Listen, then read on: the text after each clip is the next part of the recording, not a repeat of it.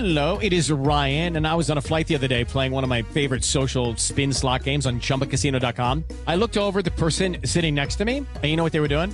They were also playing Chumba Casino. Coincidence? I think not. Everybody's loving having fun with it. Chumba Casino is home to hundreds of casino-style games that you can play for free anytime, anywhere, even at 30,000 feet. So sign up now at ChumbaCasino.com to claim your free welcome bonus. That's ChumbaCasino.com and live the Chumba life. No purchase necessary. VGW. Void were prohibited by law. See terms and conditions. 18 plus.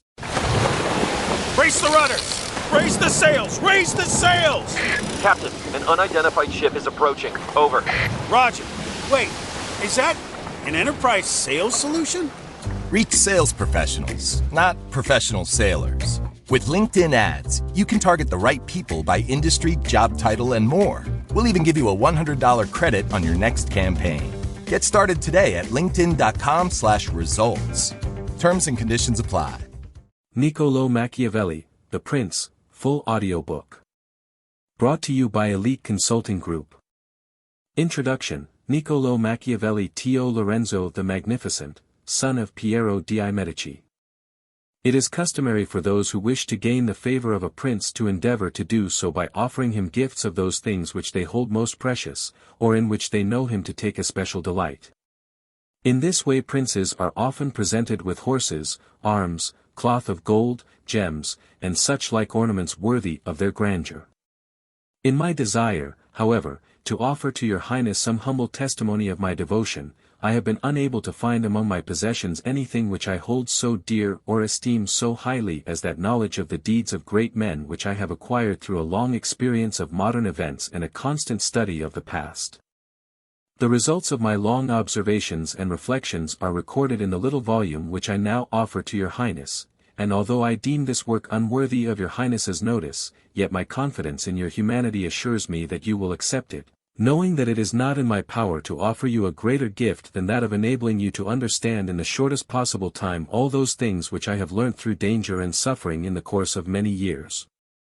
I have not sought to adorn my work with long phrases or high-sounding words or any of those allurements and ornaments with which many writers seek to embellish their books, as I desire no honor for my work but such as its truth and the gravity of its subject may justly deserve. Nor will it, I trust, be deemed presumptuous on the part of a man of humble and obscure condition to attempt to discuss and criticize the government of princes, for in the same way that landscape painters station themselves in the valleys in order to draw mountains or elevated ground, and ascend an eminence in order to get a good view of the plains, so it is necessary to be a prince to be able to know thoroughly the nature of a people, and to know the nature of princes one must be one of the populace. May I trust, therefore, that your highness will accept this little gift in the spirit in which it is offered, and if your highness will deign to peruse it, you will recognize in it my ardent desire that you may attain to that grandeur which fortune and your own merits presage for you. And should your highness gaze down from the summit of that eminence towards this humble spot, you will recognize the great and unmerited sufferings inflicted on me by a cruel fate. The Prince. Chapter 1. The various kinds of government and the ways by which they are established. All states and dominions which hold or have held sway over mankind are either republics or monarchies. Monarchies are either hereditary ones, in which the rulers have been for many years of the same family, or else they are those of recent foundation. The newly founded ones are either entirely new, as was Milan to Francesco Sforza, or else they are, as it were, new members grafted on to the hereditary possessions of the prince that annexes them, as is the kingdom of Naples to the king of Spain. The dominions thus acquired have either been previously accustomed to the rule of another prince, or else have been free states, and they are annexed either by force of arms of the prince, or of others, or else fall to him by good fortune or merit. Chapter 2. Of Hereditary Monarchies. I will not here speak of republics, having already treated of them fully in another place. I will deal only with monarchies, and will show how the various kinds described above can be governed and maintained. In the first place, in hereditary states accustomed to the reigning family the difficulty of maintaining them is far less than in new monarchies, for it is sufficient not to exceed the ancestral usages, and to accommodate one's self to accidental circumstances. In this way such a prince, if of ordinary ability, will always be able to maintain his position, Unless some very exceptional and excessive force deprives him of it, and even if he be thus deprived of it, on the slightest misfortune happening to the new occupier, he will be able to regain it. We have in Italy the example of the Duke of Ferrara, who was able to withstand the assaults of the Venetians in the year 84, and of Pope Julius in the year 10, for no other reason than because of the antiquity of his family in that dominion. Inasmuch as the legitimate prince has less cause and less necessity to give offense, it is only natural that he should be more loved, and, if no extraordinary vices make him hated, it is only reasonable for his subjects to be naturally attached to him, the memories and causes of innovations being forgotten in the long period over which his rule has existed, whereas one change always leaves the way prepared for the introduction of another. Chapter 3. Of Mixed Monarchies. But it is in the new monarchy that difficulties really exist. Firstly, if it is not entirely new, but a member as it were of a mixed state, its disorders spring at first from a natural difficulty which exists in all new dominions, because men change masters willingly, hoping to better themselves, and this belief makes them take arms against their rulers, in which they are deceived, as experience shows them that they have gone from bad to worse. This is the result of another very natural cause, which is the necessary harm inflicted on those over whom the prince obtains dominion, both by his soldiers and by an infinite number of other injuries unavoidably caused by his occupation. Thus you find enemies in all those whom you have injured by occupying that dominion, and you cannot maintain the friendship of those who have helped you to obtain this possession, as you will not be able to fulfill their expectations, nor can you use strong measures with them, being under an obligation to them, for which reason, however strong your armies may be, you will always need the favor of the inhabitants to take possession of a province. It was from these causes that Louis XII of France, though able to occupy Milan without trouble, immediately lost it, and the forces of Ludovico alone were sufficient to take it from him the first time, for the inhabitants who had willingly opened their gates to him, finding themselves deluded in the hopes they had cherished and not obtaining those benefits that they had anticipated, could not bear the vexatious rule of their new prince. It is indeed true that, after reconquering the rebel territories, they are not so easily lost again, for the ruler is now, by the fact of the rebellion, less averse to secure his position by punishing offenders, investigating any suspicious circumstances, and strengthening himself in weak places. So that although the mere appearance of such a person as Duke Ludovico on the frontier was sufficient to cause France to lose Milan the first time, to make her lose her grip of it the second time was only possible when all the world was against her, and after her enemies had been defeated and driven out of Italy, which was the result of the causes above mentioned. Nevertheless it was taken from her both the first and the second time. The general causes of the first loss have been already discussed. It remains now to be seen what were the causes of the second loss and by what means France could have avoided it, or what measures might have been taken by another ruler in that position which were not taken by the King of France. Be it observed, therefore, that those states which on annexation are united to a previously existing state may or may not be of the same nationality and language. If they are, it is very easy to hold them, especially if they are not accustomed to freedom, and to possess them securely it suffices that the family of the princes which formerly governed them be extinct. For the rest, their old condition not being disturbed, and there being no dissimilarity of customs, the people settle down quietly under their new rulers, as is seen in the case of Burgundy, Brittany, Gascony, and Normandy, which have been so long united to France, and although there may be some slight differences of language, the customs of the people are nevertheless similar, and they can get along well together. And whoever obtains possession of them and wishes to retain them must bear in mind two things, the one, that the blood of their old rulers is extinct, the other, to make no alteration either in their laws or in their taxes. In this way they will in a very short space of time become united with their old possessions and form one state. But when dominions are acquired in a province differing in language, laws, and customs, the difficulties to be overcome are great, and it requires good fortune as well as great industry to retain them. One of the best and most certain means of doing so would be for the new ruler to take up his residence in them. This would render their possession more secure and durable. It is what the Turk has done in Greece. In spite of all the other measures taken by him to hold that state, it would not have been possible to retain it had he not gone to live there.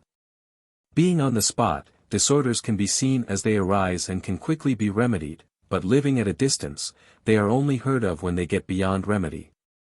Besides which, the province is not despoiled by your officials, the subjects are pleased with the easy accessibility of their prince, and wishing to be loyal they have more reason to love him, and should they be otherwise they will have greater cause to fear him. Any external power who wishes to assail that state will be less disposed to do so, so that as long as he resides there he will be very hard to dispossess. The other and better remedy is to plant colonies in one or two of those places which form as it were the keys of the land, for it is necessary either to do this or to maintain a large force of armed men.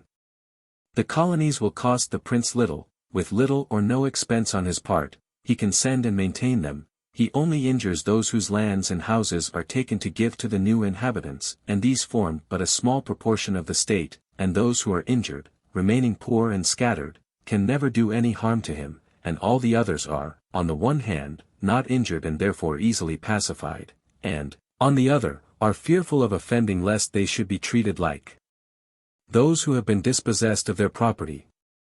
To conclude, these colonies cost nothing, are more faithful, and give less offense, and the injured parties being poor and scattered are unable to do mischief, as I have shown.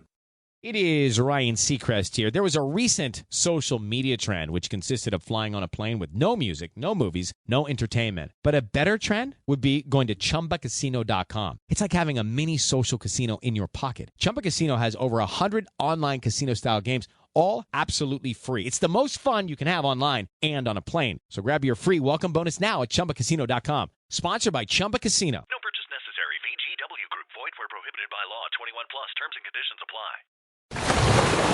Brace the rudders! Raise the sails! Raise the sails! Captain, an unidentified ship is approaching. Over. Roger. Wait, is that an enterprise sales solution? Reach sales professionals, not professional sailors. With LinkedIn ads, you can target the right people by industry, job title, and more. We'll even give you a $100 credit on your next campaign. Get started today at linkedin.com/results. Terms and conditions apply. For it must be noted, that men must either be caressed or else annihilated, they will revenge themselves for small injuries, but cannot do so for great ones, the injury therefore that we do to a man must be such that we need not fear his vengeance. But by maintaining a garrison instead of colonists, one will spend much more, and consume in guarding it all the revenues of that state, so that the acquisition will result in a loss, besides giving much greater offense, since it injures every one in that state with the quartering of the army on it, which being an inconvenience felt ** by all, every one becomes an enemy, and these are enemies which can do mischief, as, though beaten, they remain in their own homes. In every way, therefore, a garrison is as useless as colonies are useful.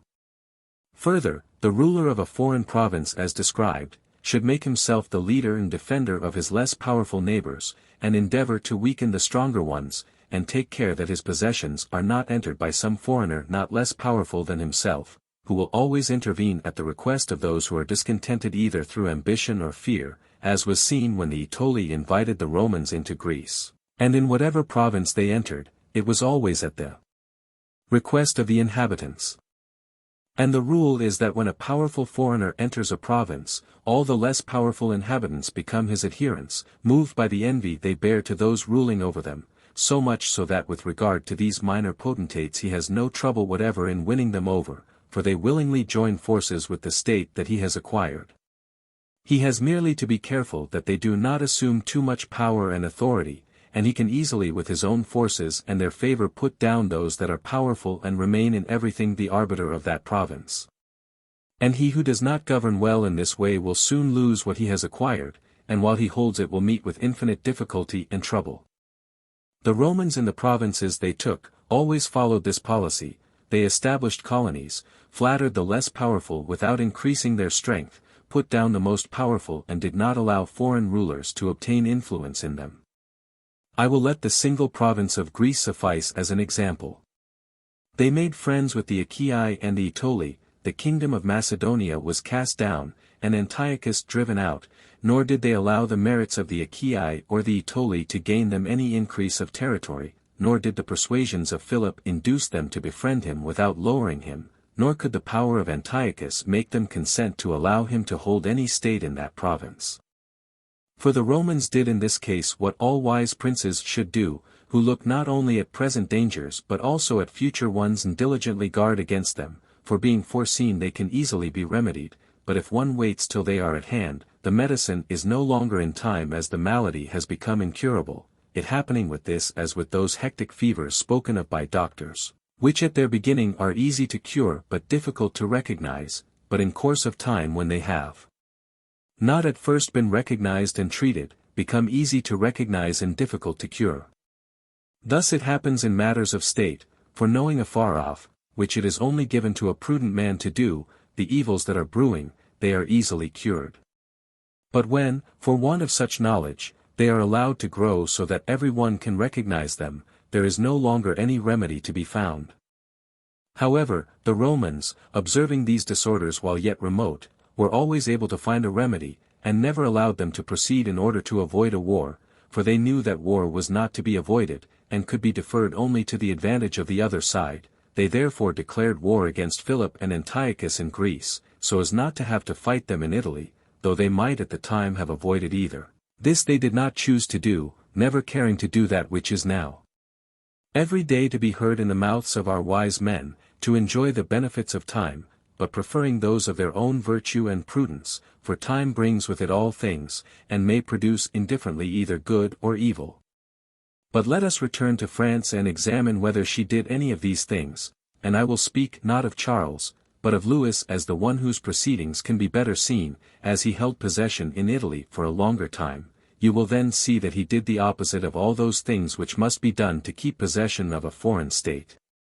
King Louis was called into Italy by the ambition of the Venetians, who wished by his coming to gain half of Lombardy. I will not blame the king for coming nor for the part he took, because wishing to plant his foot in Italy, and not having friends in the country, on the contrary the conduct of King Charles having caused all doors to be closed to him, he was forced to accept what friendships he could find, and his schemes would have quickly been successful if he had made no mistakes in his other proceedings. The king then having acquired Lombardy regained immediately the reputation lost by Charles. Genoa yielded, the Florentines became his friends, the Marquis of Mantua, the Dukes of Ferrara and Bentivogli, the Lady of Furli, the Lords of Faenza, Pesaro, Rimini, Camerino, and Piombino, the inhabitants of Lucca, of Pisa, and of Siena, all approached him with offers of friendship. The Venetians might then have seen the effects of their temerity, how to gain a few lands in Lombardy they had made the king ruler over 2/3 of Italy.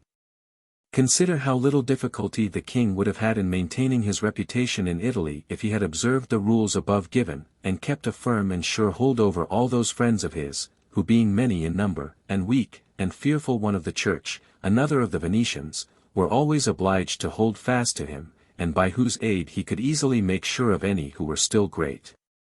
But he was hardly in Milan before he did exactly the opposite, by giving aid to Pope Alexander to occupy the Romagna. Nor did he perceive that, in taking this course, he weakened himself, by casting off his friends and those who had placed themselves at his disposal, and strengthened the Church by adding to the spiritual power, which gives it such authority, further temporal powers. And having made the first mistake, he was obliged to follow it up, whilst, to put a stop to the ambition of Alexander and prevent him becoming ruler of Tuscany, he was forced to come to Italy. And not content with having increased the power of the Church and lost his friends, he now desiring the kingdom of Naples, divided it with the king of Spain, and where he alone was the arbiter of Italy, he now brought in a companion, so that the ambitious of that province who were dissatisfied with him might have some one else to appeal to, and where he might have left in that kingdom a king tributary to him, he dispossessed him in order to bring in another who was capable of driving him out. The desire to acquire possessions is a very natural and ordinary thing, and when those men do it who can do so successfully, they are always praised and not blamed, but when they cannot and yet want to do so at all costs, they make a mistake deserving of great blame. If France, therefore, with her own forces could have taken Naples, she ought to have done so, if she could not she ought not to have divided it. And if the partition of Lombardy with the Venetians is to be excused, as having been the means of allowing the French king to set foot in Italy, this other partition deserves blame, not having the excuse of necessity. Louis had thus made these 5 mistakes: he had crushed the smaller powers, increased the power in Italy of one ruler, brought into the land a very powerful foreigner, and he had not come to live there himself, nor had he established any colonies. Still these mistakes might, if he had lived, not have injured him, had he not made the 6th, that of taking the state from the Venetians, for, if he had not strengthened the church and brought the Spaniards into Italy, it would have been right and necessary to humble them. Having once taken those measures, he ought never to have consented to their ruin, because, had the Venetians been strong, it would have kept the others from making attempts on Lombardy, partly because the Venetians would not have consented to any measures by which they did not get it for themselves, and partly because the others would not have wanted to take it from France to give it to Venice, and would not have had the courage to attack both. If any one urges that King Louis yielded the Romagna to Alexander and the kingdom to Spain in order to avoid war, I reply, with the reasons already given, that one ought never to allow a disorder to take place in order to avoid war, for war is not thereby avoided, but only deferred to your disadvantage. And if others allege the promise given by the king to the Pope to undertake that enterprise for him, in return for the dissolution of his marriage and for the cardinalship of Rohan, I reply with what I shall say later on about the faith of princes and how it is to be observed. Thus King Louis lost Lombardy through not observing any of those conditions which have been observed by others who have taken provinces and wished to retain them. Nor is this any miracle, but very reasonable and natural. I spoke of this matter with Cardinal Rohan at Nantes when Valentine, as Cesare Borgia, son of Pope Alexander, was commonly called, was occupying the Romagna, for on Cardinal Rohan saying to me that the Italians did not understand war, I replied that the French did not understand politics, for if they did they would never allow the Church to become so great. And experience shows us that the greatness in Italy of the Church and also of Spain have been caused by France, and her ruin has proceeded from them. From which may be drawn a general rule, which never or very rarely fails, that whoever is the cause of another becoming powerful, is ruined himself, for that power is produced by him either through craft or force, and both of these are suspected by the one that has become powerful. Chapter 4. Why the kingdom of Darius, occupied by Alexander, did not rebel against the successors of the latter after his death.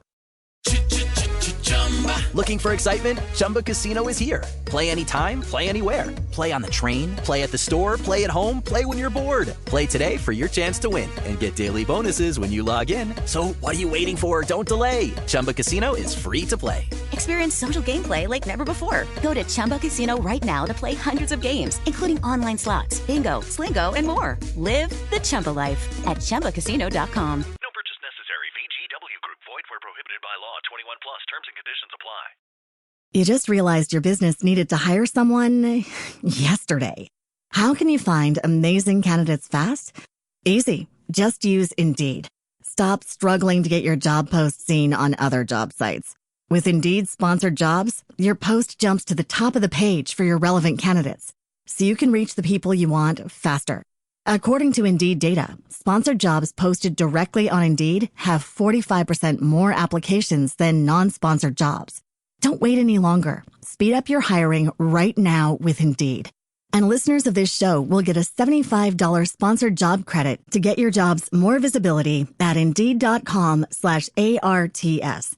Just go to Indeed.com/ARTS right now and support our show by saying you heard about Indeed on this podcast. Terms and conditions apply. Hiring? Indeed is all you need. Considering the difficulties there are in holding a newly acquired state, some may wonder how it came to pass that Alexander the Great became master of Asia in a few years, and had hardly occupied it when he died, from which it might be supposed that the whole state would have rebelled. However, his successors maintained themselves in possession, and had no further difficulty in doing so than those which arose among themselves from their own ambitions. I reply that the kingdoms known to history have been governed in 2 ways, either by a prince and his servants, who, as ministers by his grace and permission, assist in governing the realm, or by a prince and by barons, who hold their positions not by favor of the ruler but by antiquity of blood. Such barons have states and subjects of their own, who recognize them as their lords, and are naturally attached to them. In those states which are governed by a prince and his servants, the prince possesses more authority, because there is no one in the state regarded as a superior besides himself, and if others are obeyed it is merely as ministers and officials of the prince, and no one regards them with any special affection. Examples of these two kinds of government in our own time are the Turk and the King of France. All the Turkish monarchy is governed by one ruler, the others are his servants, and dividing his kingdom into sanjakates, he sends to them various administrators, and changes or recalls them at his pleasure. But the King of France is surrounded by a large number of ancient nobles, recognized as such by their subjects, and loved by them. They have their prerogatives, which the king cannot deprive them of without danger to himself. Whoever now considers these two states will see that it would be difficult to acquire the state of the Turk, but having conquered it, it would be very easy to hold it. The causes of the difficulty of occupying the Turkish kingdom are, that the invader could not be invited by princes of that kingdom, nor hope to facilitate his enterprise by the rebellion of those around him, as will be evident from reasons given above.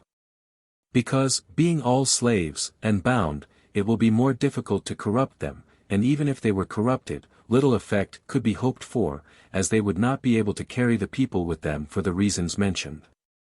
Therefore, whoever assaults the Turk must be prepared to meet his united forces, and must rely more on his own strength than on the disorders of others, but having once conquered him, and beaten him in battle so that he can no longer raise armies, nothing else is to be feared except the family of the prince, and if this is extinguished, there is no longer any one to be feared, the others having no credit with the people, and as the victor before the victory could place no hope in them, so he need not fear them afterwards.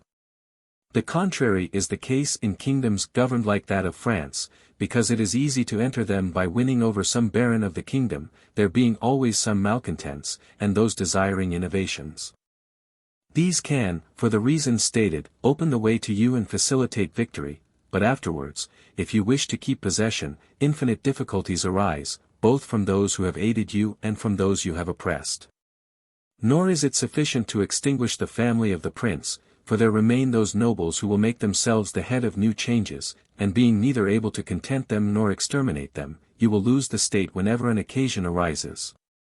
Now if you will consider what was the nature of the government of Darius you will find it similar to the kingdom of the Turk, and therefore Alexander had first to completely overthrow it and seize the country, after which victory, Darius being dead, the state remained secure to Alexander, for the reasons discussed above.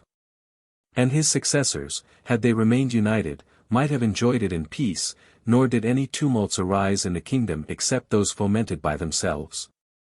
But it is impossible to possess with such ease countries constituted like France. Hence arose the frequent rebellions of Spain, France, and Greece against the Romans, owing to the numerous principalities which existed in those states, for, as long as the memory of these lasted, the Romans were always uncertain of their possessions. But when the memory of these principalities had been extinguished they became, with the power and duration of the empire, secure possessions. And afterwards the latter could, when fighting among themselves, draw each one with him a portion of these provinces, according to the authority he had established there, and these provinces, when the family of their ancient princes was extinct, recognized no other rulers but the Romans.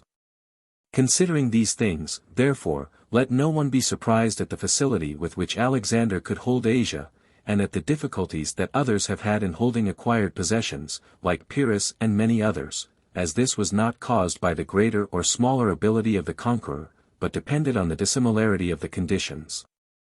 Chapter 5. The way to govern cities or dominions that, previous to being occupied, lived under their own laws. When those states which have been acquired are accustomed to live at liberty under their own laws, there are three ways of holding them. The first is to ruin them, the second is to go and live there in person, the third is to allow them to live under their own laws, taking tribute of them, and creating there within the country a state composed of a few who will keep it friendly to you. Because this state, being created by the prince, knows that it cannot exist without his friendship and protection, and will do all it can to keep them, and a city used to liberty can be more easily held by means of its citizens than in any other way, if you wish to preserve it. There is the example of the Spartans and the Romans. The Spartans held Athens and Thebes by creating within them a state of a few people, nevertheless they lost them. The Romans, in order to hold Capua, Carthage, and Numantia, destroyed them, but did not lose them.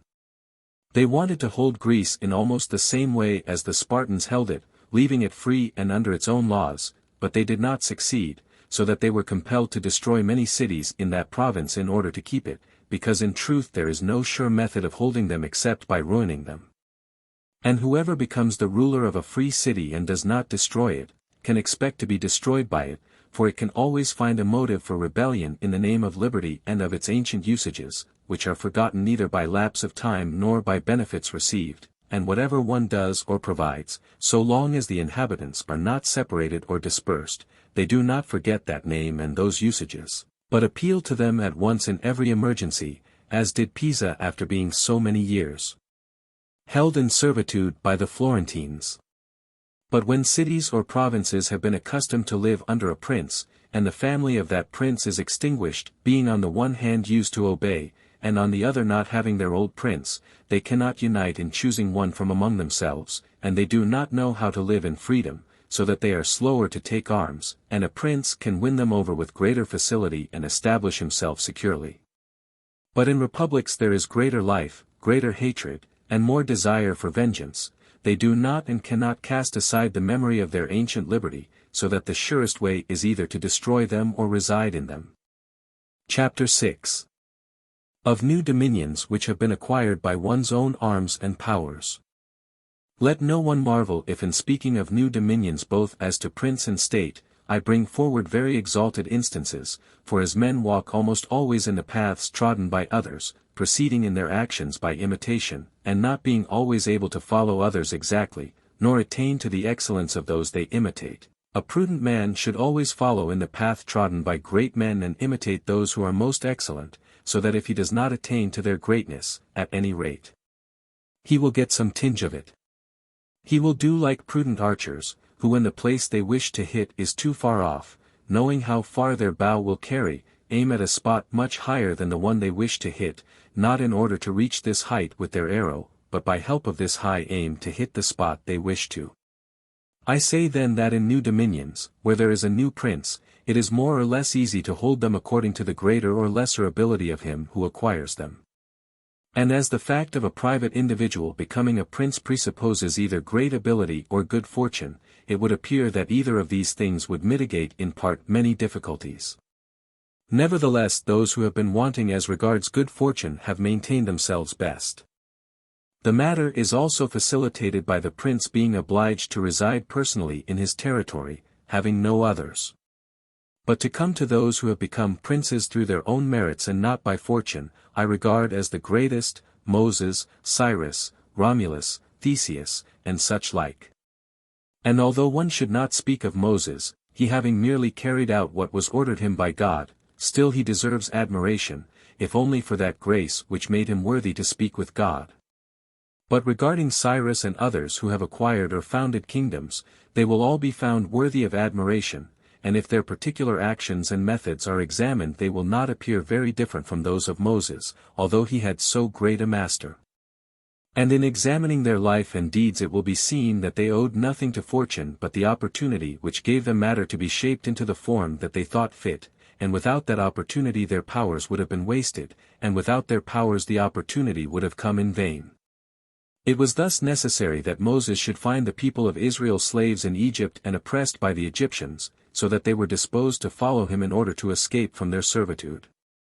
It was necessary that Romulus should be unable to remain in Alba, and should have been exposed at his birth, in order that he might become king of Rome and founder of that nation. How to have fun, anytime, anywhere. Step 1. Go to ChumbaCasino.com. ChumbaCasino.com. Got it. Step 2. Collect your welcome bonus. Come to Papa welcome bonus. Step 3. Play hundreds of casino-style games for free. That's a lot of games. All for free? Step 4. Unleash your excitement. Woohoo! Chumba Casino has been delivering thrills for over a decade. So claim your free welcome bonus now and live the Chumba life. Visit ChumbaCasino.com. No purchase necessary. VGW Group. Void where prohibited by law. 21 plus. Terms and conditions apply. You just realized your business needed to hire someone yesterday. How can you find amazing candidates fast? Easy. Just use Indeed. Stop struggling to get your job post seen on other job sites. With Indeed sponsored jobs, your post jumps to the top of the page for your relevant candidates, so you can reach the people you want faster. According to Indeed data, sponsored jobs posted directly on Indeed have 45% more applications than non-sponsored jobs. Don't wait any longer. Speed up your hiring right now with Indeed. And listeners of this show will get a $75 sponsored job credit to get your jobs more visibility at Indeed.com/ARTS. Just go to Indeed.com/ARTS right now and support our show by saying you heard about Indeed on this podcast. Terms and conditions apply. Hiring? Indeed is all you need. It was necessary that Cyrus should find the Persians discontented with the empire of the Medes, and the Medes weak and effeminate through long peace. Theseus could not have showed his abilities if he had not found the Athenians dispersed. These opportunities, therefore, gave these men their chance, and their own great qualities enabled them to profit by them, so as to ennoble their country and augment its fortunes. Those who by heroic means such as these become princes, obtain their dominions with difficulty but retain them easily, and the difficulties which they have in acquiring their dominions arise in part from the new rules and regulations that they have to introduce in order to establish their position securely. It must be considered that there is nothing more difficult to carry out, nor more doubtful of success, nor more dangerous to handle, than to initiate a new order of things. For the reformer has enemies in all those who profit by the old order, and only lukewarm defenders in all those who would profit by the new order, this lukewarmness arising partly from fear of their adversaries, who have the laws in their favor, and partly from the incredulity of mankind, who do not truly believe in anything new until they have had actual experience of it. Thus it arises that on every opportunity for attacking the reformer, his opponents do so with the zeal of partisans, the others only defend him half-heartedly, so that between them he runs great danger. It is necessary, however, in order to investigate thoroughly this question, to examine whether these innovators are independent, or whether they depend upon others, that is to say, whether in order to carry out their designs they have to entreat or are able to force. In the first case they invariably succeed ill, and accomplish nothing, but when they can depend on their own strength and are able to use force, they rarely fail. Thus it comes about that all armed prophets have conquered and unarmed ones failed, for besides what has been already said, the character of people varies, and it is easy to persuade them of a thing, but difficult to keep them in that persuasion. And so it is necessary to order things so that when they no longer believe, they can be made to believe by force. Moses, Cyrus, Theseus, and Romulus would not have been able to make their institutions observed for so long had they been disarmed, as happened in our own time to Fra Girolamo Savonarola, who failed entirely in his new rules when the multitude began to disbelieve in him, and he had no means of holding fast those who had believed nor of compelling the unbelievers to believe. Therefore such men as these have great difficulty in making their way, and all their dangers are met on the road and must be overcome by their own abilities, but when once they have overcome them and have begun to be held in veneration, and have suppressed those who envied them, they remain powerful and secure, honored and happy.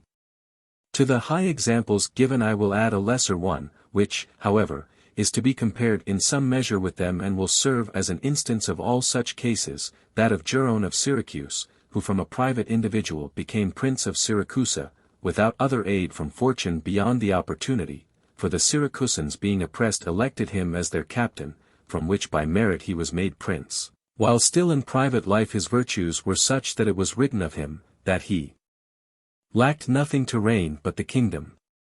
He abolished the old militia, raised a new one, abandoned his old friendships and formed new ones, and as he had thus friends and soldiers of his own, he was able on this foundation to build securely, so that while he had great trouble in acquiring his position he had little in maintaining it. Chapter 7. Of new dominions acquired by the power of others or by fortune. Those who rise from private citizens to be princes merely by fortune have little trouble in rising but very much in maintaining their position. They meet with no difficulties on the way as they fly over them, but all their difficulties arise when they are established. Such are they who are granted a state either for money, or by favor of him who grants it, as happened to many in Greece, in the cities of Ionia and of the Hellespont, who were created princes by Darius in order to hold these places for his security and glory, such were also those emperors who from private citizens became emperors by bribing the army.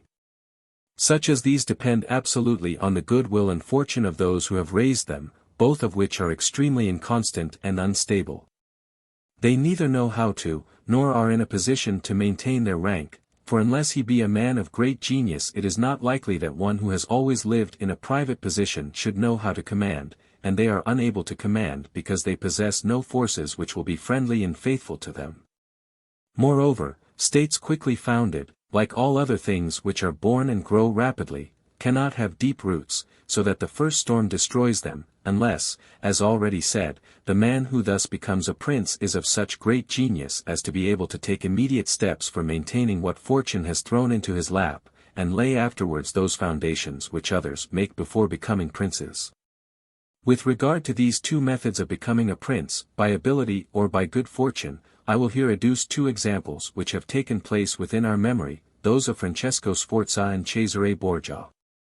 Francesco, by appropriate means and through great abilities, from citizen became Duke of Milan, and what he had attained after 1,000 difficulties he maintained with little trouble. On the other hand, Cesare Borgia, commonly called Duke Valentine, acquired the state through the fortune of his father and by the same means lost it, and that although every measure was adopted by him and everything done that a prudent and capable man could do to establish himself firmly in that state that the arms and the favors of others had given him.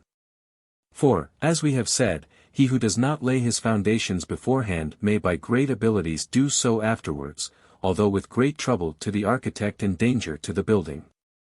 If, then, one considers the progress made by the Duke, it will be seen how firm were the foundations he had laid to his future power, which I do not think it superfluous to examine, as I know of no better precepts for a new prince to follow than the example of his actions, and if his measures were not successful, it was through no fault of his own but only by the most extraordinary malignity of fortune.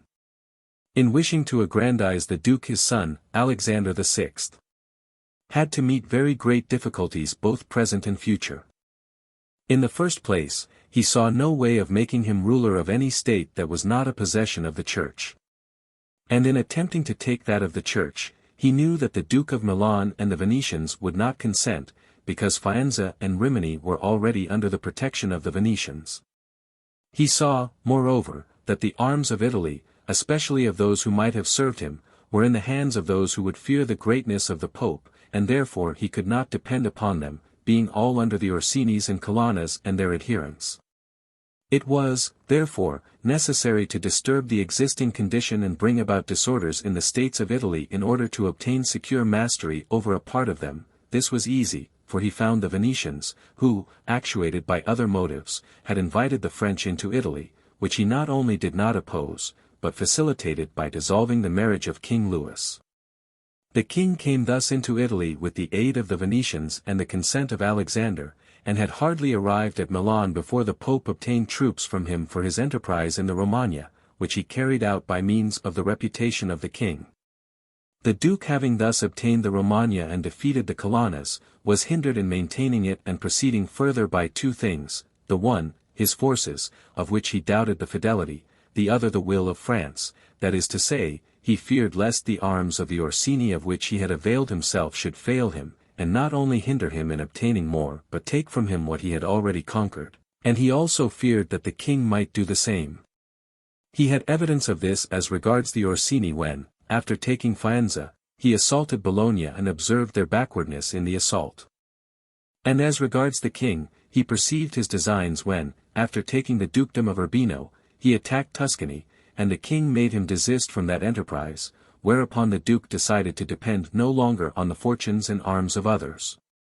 The first thing he did was to weaken the parties of the Orsinis and Colonnas in Rome by gaining all their adherents who were gentlemen and making them followers of himself, by granting them large pensions, and appointing them to commands and offices according to their rank, so that their attachment to their parties was extinguished in a few months, and entirely concentrated on the duke. After this he awaited an opportunity for crushing the Orsinis, having dispersed the adherents of the Colonna family, and when the opportunity arrived he made good use of it, for the Orsini seeing at length that the greatness of the Duke and of the Church meant their own ruin, convoked a diet at Magione in the Perugino. Hence sprang the rebellion of Urbino and the tumults in Romagna and infinite dangers to the Duke, who overcame them all with the help of the French, and having regained his reputation, neither trusting France nor other foreign forces in order not to have to oppose them, he had recourse to stratagem. He dissembled his aims so well that the Orsini, through the mediation of Signor Pavolo, made their peace with him, which the Duke spared no efforts to make secure, presenting them with robes, money, and horses, so that in their simplicity they were induced to come to Sinigaglia and fell into his hands. Having thus suppressed these leaders and made their partisans his friends, the Duke had laid a very good foundation to his power, having all the Romagna with the Duchy of Urbino, and having gained the favor of the inhabitants, who began to feel the benefit of his rule. And as this part is worthy of note and of imitation by others, I will not omit mention of it. When he took the Romagna, it had previously been governed by weak rulers, who had rather despoiled their subjects than governed them, and given them more cause for disunion than for union, so that the province was a prey to robbery, assaults, and every kind of disorder. It is Ryan Seacrest here. There was a recent social media trend which consisted of flying on a plane with no music, no movies, no entertainment. But a better trend would be going to ChumbaCasino.com. It's like having a mini social casino in your pocket. Chumba Casino has over 100 online casino-style games, all absolutely free. It's the most fun you can have online and on a plane. So grab your free welcome bonus now at ChumbaCasino.com. Sponsored by Chumba Casino. No purchase necessary. VGW Group. Void where prohibited by law. 21 plus. Terms and conditions apply. You just realized your business needed to hire someone yesterday. How can you find amazing candidates fast? Easy. Just use Indeed. Stop struggling to get your job post seen on other job sites. With Indeed sponsored jobs, your post jumps to the top of the page for your relevant candidates, so you can reach the people you want faster. According to Indeed data, sponsored jobs posted directly on Indeed have 45% more applications than non-sponsored jobs. Don't wait any longer. Speed up your hiring right now with Indeed. And listeners of this show will get a $75 sponsored job credit to get your jobs more visibility at Indeed.com/ARTS. Just go to Indeed.com/ARTS right now and support our show by saying you heard about Indeed on this podcast. Terms and conditions apply. Hiring? Indeed is all you need. He, therefore, judged it necessary to give them a good government in order to make them peaceful and obedient to his rule. For this purpose he appointed Messer Ramiro di Orco, a cruel and able man, to whom he gave the fullest authority. This man, in a short time, was highly successful in rendering the country orderly and united, whereupon the Duke, not deeming such excessive authority expedient, lest it should become hateful, appointed a civil court of justice in the middle of the province under an excellent president, to which each city appointed its own advocate. And as he knew that the harshness of the past had engendered some amount of hatred, in order to purge the minds of the people and to win them over completely, he resolved to show that if any cruelty had taken place it was not by his orders, but through the harsh disposition of his minister. And taking him on some pretext, he had him placed one morning in the public square at Cesena, cut in half, with a piece of wood and blood-stained knife by his side. The ferocity of this spectacle caused the people both satisfaction and amazement. But to return to where we left off. The Duke being now powerful and partly secured against present perils, being armed himself, and having in a great measure put down those neighboring forces which might injure him, had now to get the respect of France, if he wished to proceed with his acquisitions, for he knew that the king, who had lately discovered his error, would not give him any help. He began therefore to seek fresh alliances and to vacillate with France in the expedition that the French made towards the kingdom of Naples against the Spaniards, who were besieging Gaeta. His intention was to assure himself of them, which he would soon have succeeded in doing if Alexander had lived. These were the measures taken by him with regard to the present. As to the future, he feared that a new successor to the church might not be friendly to him and might seek to deprive him of what Alexander had given him, and he sought to provide against this in 4 ways. Firstly, by destroying all who were of the blood of those ruling families which he had despoiled, in order to deprive the Pope of any opportunity. Secondly, by gaining the friendship of the Roman nobles, so that he might through them hold as it were the Pope in check. Thirdly, by obtaining as great a hold on the college as he could. Fourthly, by acquiring such power before the Pope died as to be able to resist alone the first onslaught. Of these 4 things he had at the death of Alexander accomplished 3, and the 4th he had almost accomplished. For of the dispossessed rulers he killed as many as he could lay hands on, and very few escaped. He had gained to his party the Roman nobles, and he had a great share in the college. As to new possessions, he designed to become Lord of Tuscany, and already possessed Perugia and Piombino, and had assumed the protectorate over Pisa, and as he had no longer to fear the French, for the French had been deprived of the kingdom of Naples by the Spaniards in such a way that both parties were obliged to buy his friendship, he seized Pisa. After this, Lucca and Siena at once yielded, partly through envy of the Florentines and partly through fear. The Florentines had no resources, so that, had he succeeded as he had done before, in the very year that Alexander died he would have gained such strength and renown as to be able to maintain himself without depending on the fortunes or strength of others, but solely by his own power and ability. But Alexander died 5 years after he had first drawn his sword. He left him with the state of Romagna only firmly established, and all the other schemes in mid-air, between 2 very powerful and hostile armies, and suffering from a fatal illness.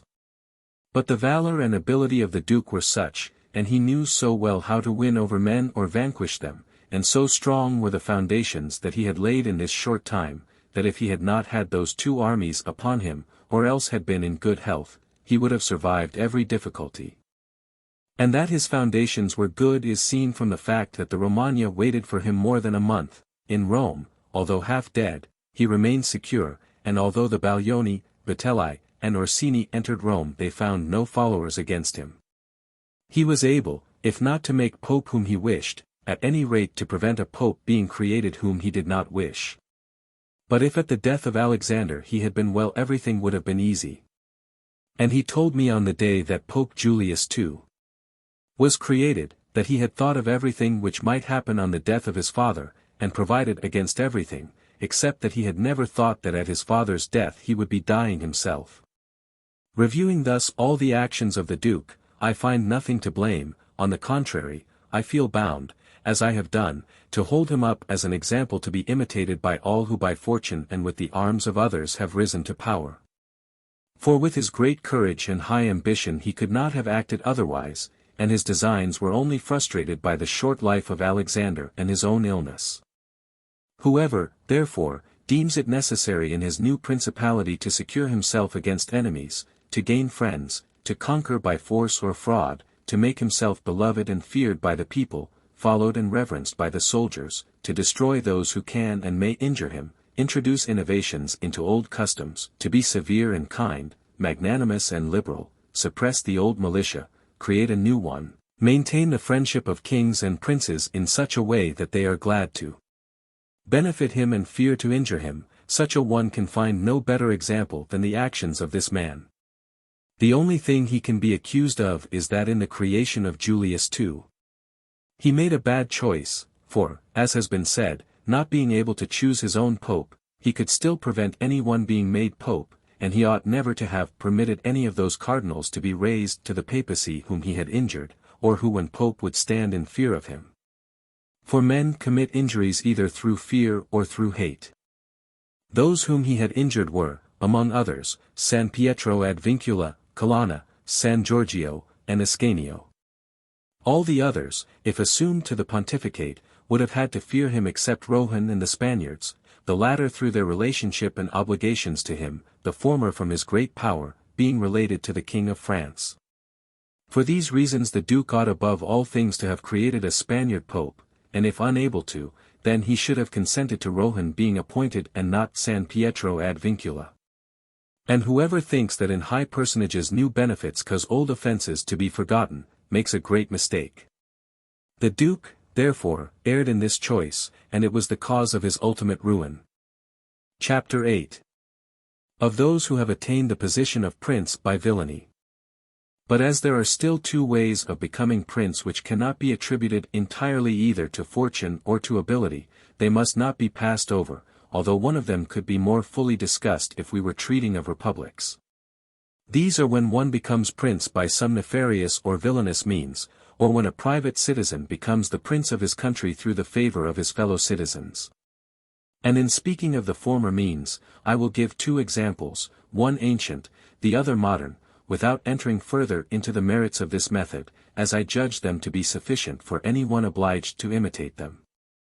Agathocles the Sicilian rose not only from private life but from the lowest and most abject position to be king of Syracuse.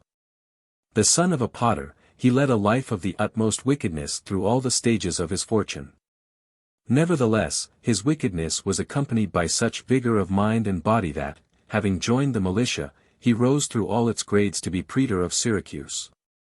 Having been appointed to this position, and having decided to become prince, and to hold with violence and without the support of others that which had been granted him, and having imparted his design to Hamilcar the Carthaginian, who with his armies was fighting in Sicily, he called together one morning the people and senate of Syracuse, as if he had to deliberate on matters of importance to the republic, and at a given signal had all the senators and the richest men of the people killed by his soldiers. After their death he occupied and held rule over the city without any civil disorders.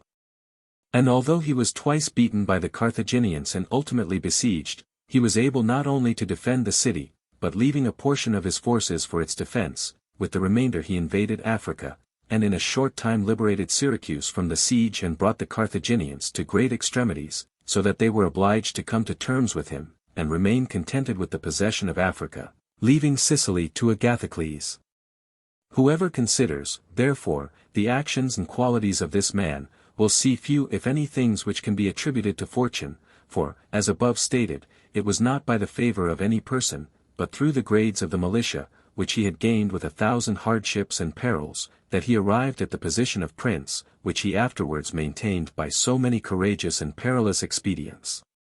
It cannot be called a virtue to kill one's fellow citizens, betray one's friends, be without faith, without pity, and without religion, by which methods one may indeed gain an empire, but not glory.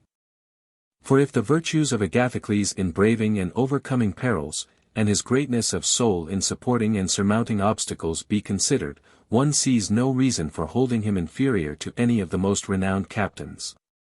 Nevertheless his barbarous cruelty and inhumanity, together with his countless atrocities, do not permit of his being named among the most famous men.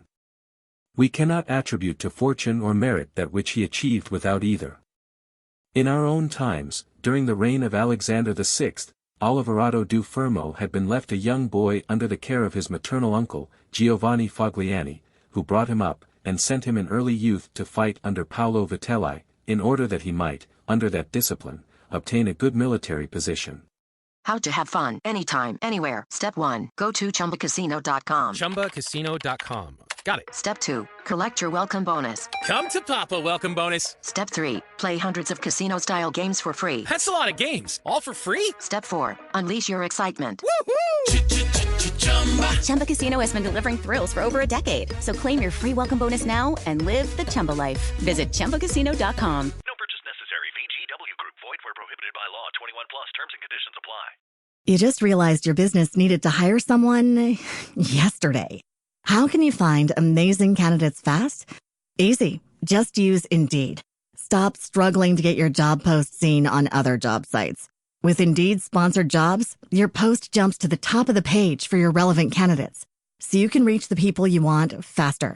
According to Indeed data, sponsored jobs posted directly on Indeed have 45% more applications than non-sponsored jobs. Don't wait any longer. Speed up your hiring right now with Indeed. And listeners of this show will get a $75 sponsored job credit to get your jobs more visibility at Indeed.com/PODKATZ13. Just go to Indeed.com/PODKATZ13 right now and support our show by saying you heard about Indeed on this podcast. Terms and conditions apply. Hiring? Indeed is all you need. On the death of Paolo he fought under his brother Vitellozzo, and in a very short time, being of great intelligence, and active in mind and body, he became one of the leaders of his troops. But deeming it servile to be under others, he resolved, with the help of some citizens of Fermo, who preferred servitude to the liberty of their country, and with the favor of the Vitellis, to occupy Fermo. He therefore wrote to Giovanni Fogliani, how, having been for many years away from home, he wished to come to see him and his city, and in some measure to revisit his estates. And as he had only labored to gain honor, in order that his fellow citizens might see that he had not spent his time in vain, he wished to come honorably accompanied by 100 horsemen, his friends and followers, and prayed him that he would be pleased to order that he should be received with honor by the citizens of Fermo, by which he would honor not only him, Oliverato, but also himself, as he had been his pupil. Giovanni did not fail in any duty towards his nephew. He caused him to be honorably received by the people of Fermo, and lodged him in his own houses. After waiting some days to arrange all that was necessary to his villainous projects, Oliverato invited Giovanni Fogliani and all the principal men of Fermo to a grand banquet. After the dinner and the entertainments usual at such feasts, Oliverato artfully introduced certain important matters of discussion, speaking of the greatness of Pope Alexander, and of his son Cesare, and of their enterprises. To which discourses Giovanni and others having replied, he all at once rose, saying that these matters should be spoken of in a more secret place, and withdrew into a room where Giovanni and the other citizens followed him. They were no sooner seated than soldiers rushed out of hiding places and killed Giovanni and all the others. After which massacre Oliverato mounted his horse, rode through the town and besieged the chief magistrate in his palace, so that through fear they were obliged to obey him and form a government, of which he made himself prince. And all those being dead who, if discontented, could injure him, he fortified himself with new orders, civil and military, in such a way that within the year that he held the principality he was not only safe himself in the city of Fermo, but had become formidable to all his neighbors. And his overthrow would have been difficult, like that of Agathocles, if he had not allowed himself to be deceived by Cesare Borgia, when he besieged the Orsinis and Vitellis at Sinigaglia, as already related, where he also was taken, 1 year after the parricide he had committed, and strangled, together with Vitellozzo, who had been his teacher in ability and atrocity. Some may wonder how it came about that Agathocles, and others like him, could, after infinite treachery and cruelty, live secure for many years in their country and defend themselves from external enemies without being conspired against by their subjects, although many others have, through their cruelty, been unable to maintain their position in times of peace, not to speak of the uncertain times of war. I believe this arises from the cruelties being used well or badly. Well used may be called those, if it is permissible to use the word well of evil, which are committed once for the need of securing oneself, and which afterwards are not persisted in, but are exchanged for measures as useful to the subjects as possible. Cruelties ill-used are those which, although at first few, increase rather than diminish with time. Those who follow the former method may remedy in some measure their condition, both with God and man, as did Agathocles. As to the others, it is impossible for them to maintain themselves. Whence it is to be noted, that in taking a state the conqueror must arrange to commit all his cruelties at once, so as not to have to recur to them every day, and so as to be able, by not making fresh changes, to reassure people and win them over by benefiting them. Whoever acts otherwise, either through timidity or bad counsels, is always obliged to stand with knife in hand, and can never depend on his subjects, because they, through continually fresh injuries, are unable to depend upon him. For injuries should be done altogether, so that being less tasted, they will give less offense. Benefits should be granted little by little, so that they may be better enjoyed. And above all, a prince must live with his subjects in such a way that no accident should make him change it, for good or evil, for necessity arising in adverse times. You are not in time with severity, and the good that you do does not profit you, as it is judged to be forced, and you will derive no benefit whatever from it. Chapter 9. Of the Civic Principality. But we now come to the case where a citizen becomes prince not through crime or intolerable violence, but by the favor of his fellow citizens, which may be called a civic principality. To arrive at this position depends not entirely on worth or entirely on fortune, but rather on cunning assisted by fortune. One attains it by help of popular favor or by the favor of the aristocracy. For in every city these two opposite parties are to be found, arising from the desire of the populace to avoid the oppression of the great, and the desire of the great to command and oppress the people. And from these two opposing interests arises in the city one of three effects, either absolute government, liberty, or license. The former is created either by the populace or the nobility depending on the relative opportunities of the two parties, for when the nobility see that they are unable to resist the people they unite in creating one of their number prince, so as to be able to carry out their own designs under the shadow of his authority.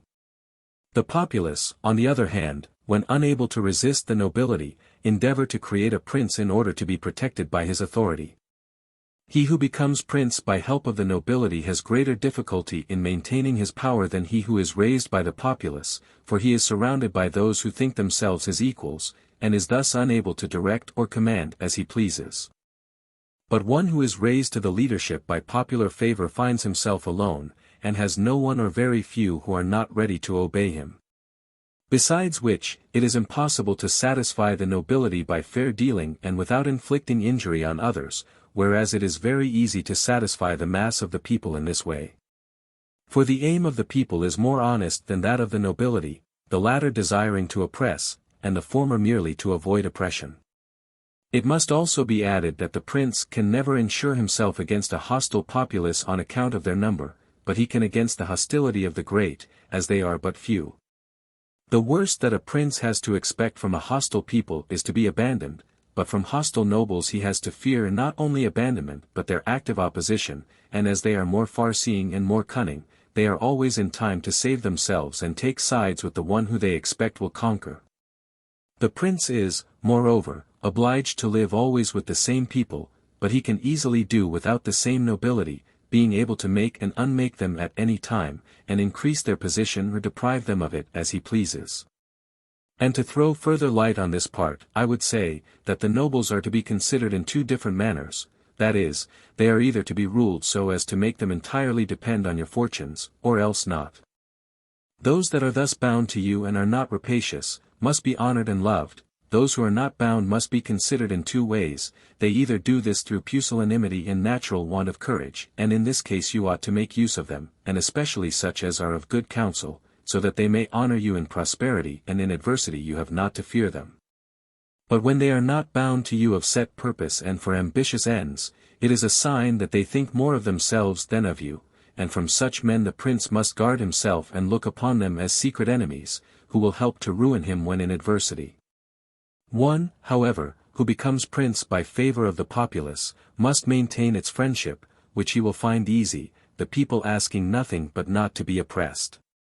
But one who against the people's wishes becomes prince by favor of the nobles, should above all endeavor to gain the favor of the people. This will be easy to him if he protects them.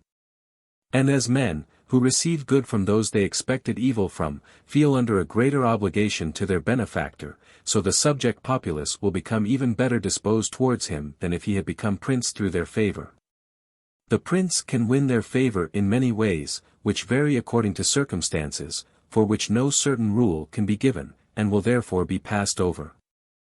I will only say, in conclusion, that it is necessary for a prince to possess the friendship of the people, otherwise he has no resource in times of adversity.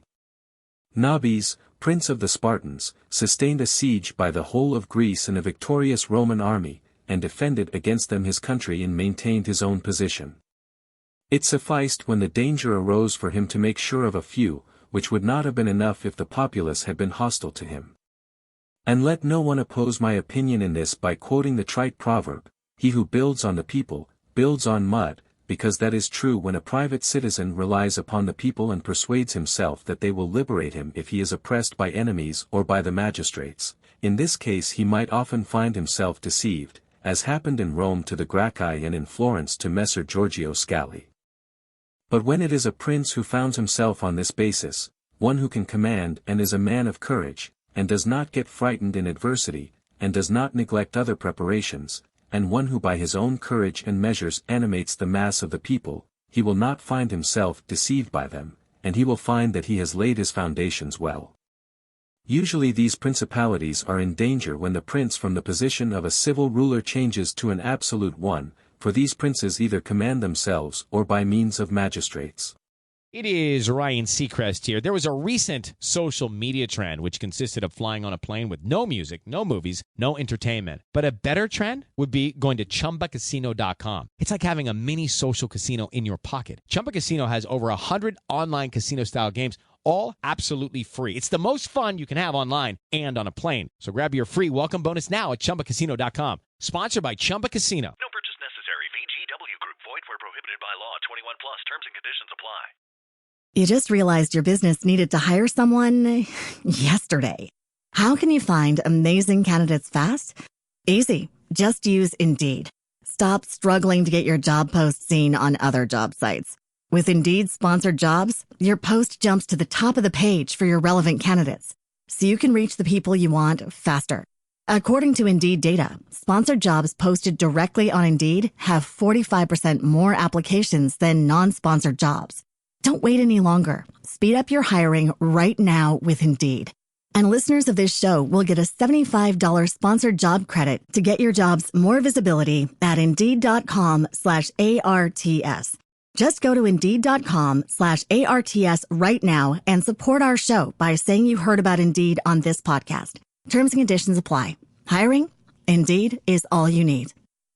In the latter case their position is weaker and more dangerous, for they are at the mercy of those citizens who are appointed magistrates, who can, especially in times of adversity, with great facility deprive them of their position, either by acting against them or by not obeying them. The prince is not in time, in such dangers, to assume absolute authority, for the citizens and subjects who are accustomed to take their orders from the magistrates are not ready in these emergencies to obey his, and he will always in doubtful times lack men whom he can rely on. Such a prince cannot base himself on what he sees in quiet times, when the citizens have need of the state, for then every one is full of promises and each one is ready to die for him when death is far off, but in adversity, when the state has need of citizens, then he will find but few. And this experience is the more dangerous, in that it can only be had once. Therefore a wise prince will seek means by which his subjects will always and in every possible condition of things have need of his government, and then they will always be faithful to him. Chapter 10. How the strength of all states should be measured. In examining the character of these principalities it is necessary to consider another point, namely, whether the prince has such a position as to be able in case of need to maintain himself alone, or whether he has always need of the protection of others.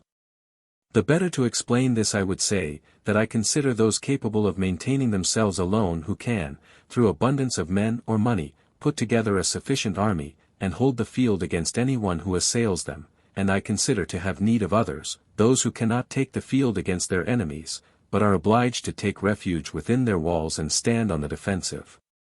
We have already discussed the former case and will speak in future of it as occasion arises. In the second case there is nothing to be said except to encourage such a prince to provision and fortify his own town, and not to trouble about the country.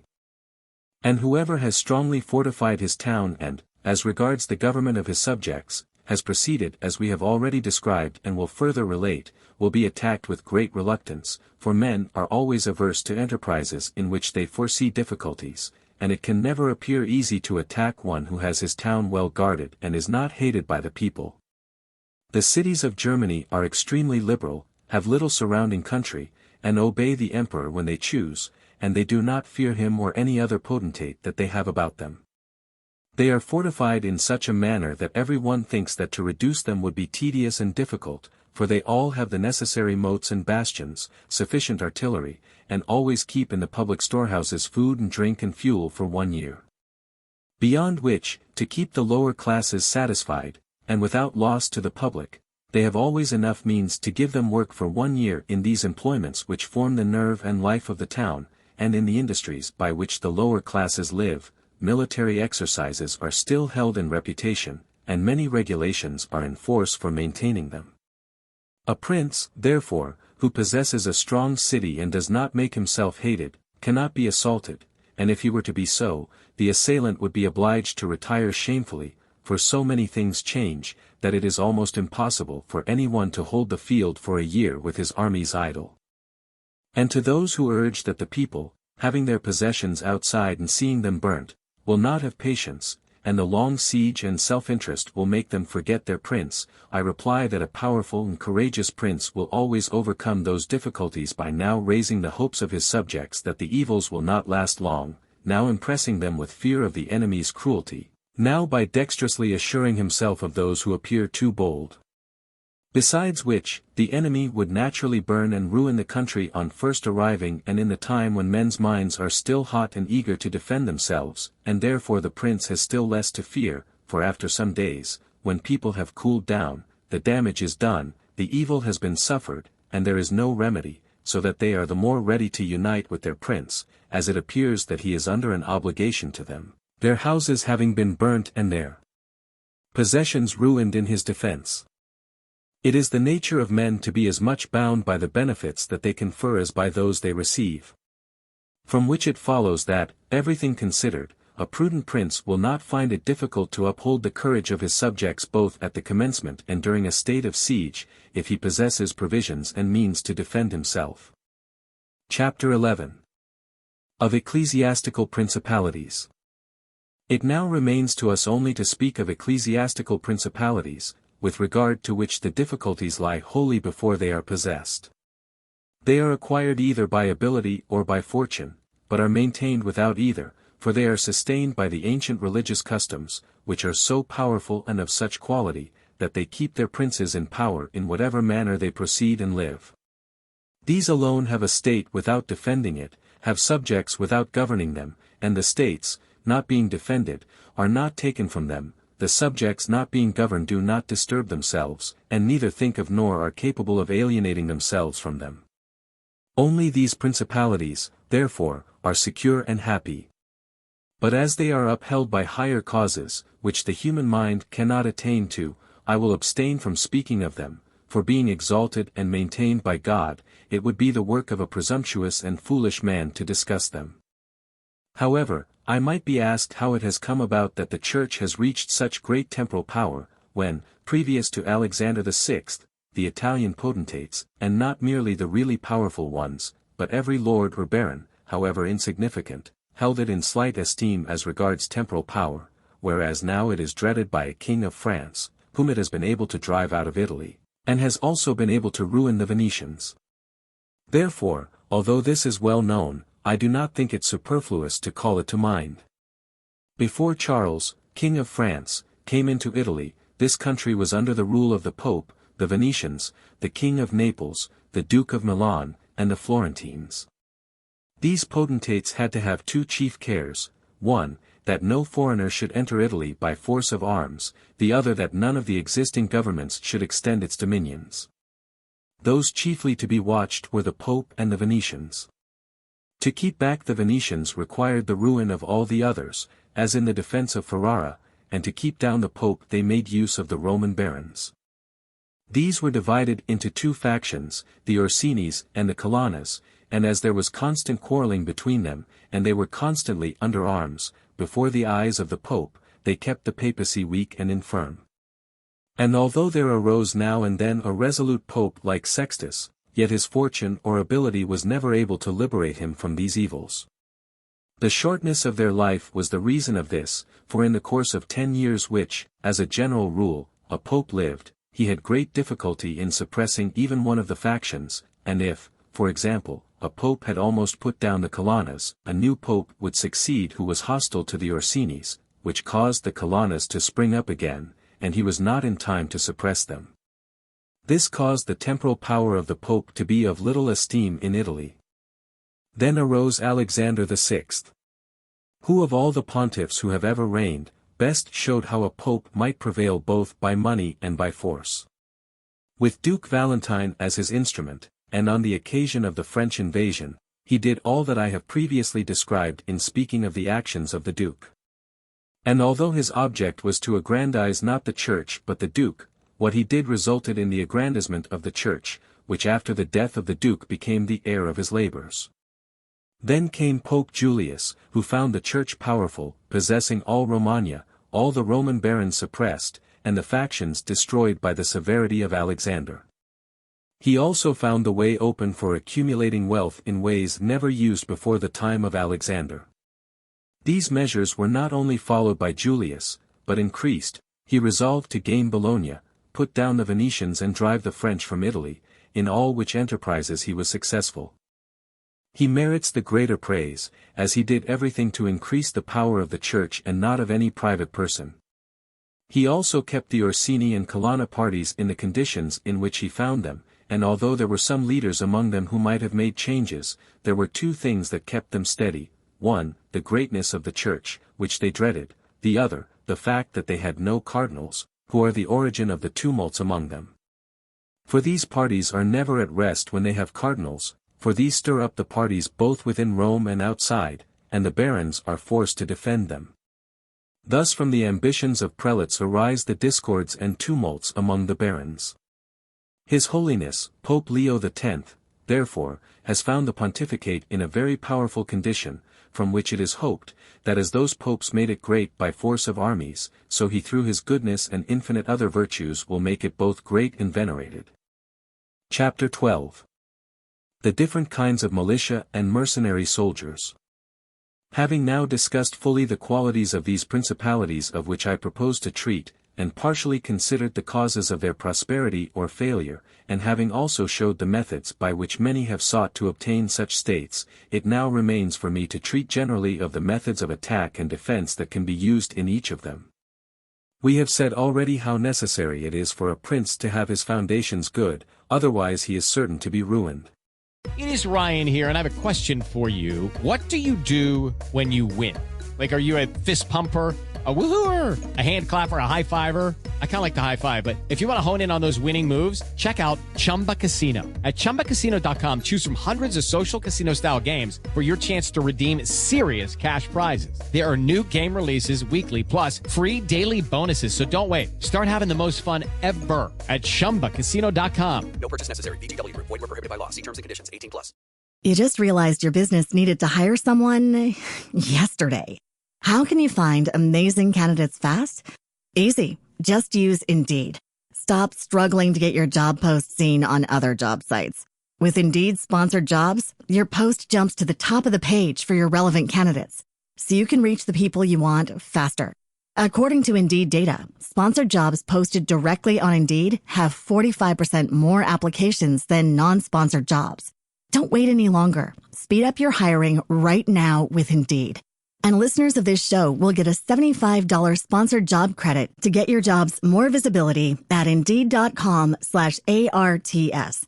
Just go to Indeed.com/ARTS right now and support our show by saying you heard about Indeed on this podcast. Terms and conditions apply. Hiring? Indeed is all you need. The chief foundations of all states, whether new, old, or mixed, are good laws and good arms. And as there cannot be good laws where there are not good arms, and where there are good arms there should be good laws, I will not now discuss the laws, but will speak of the arms.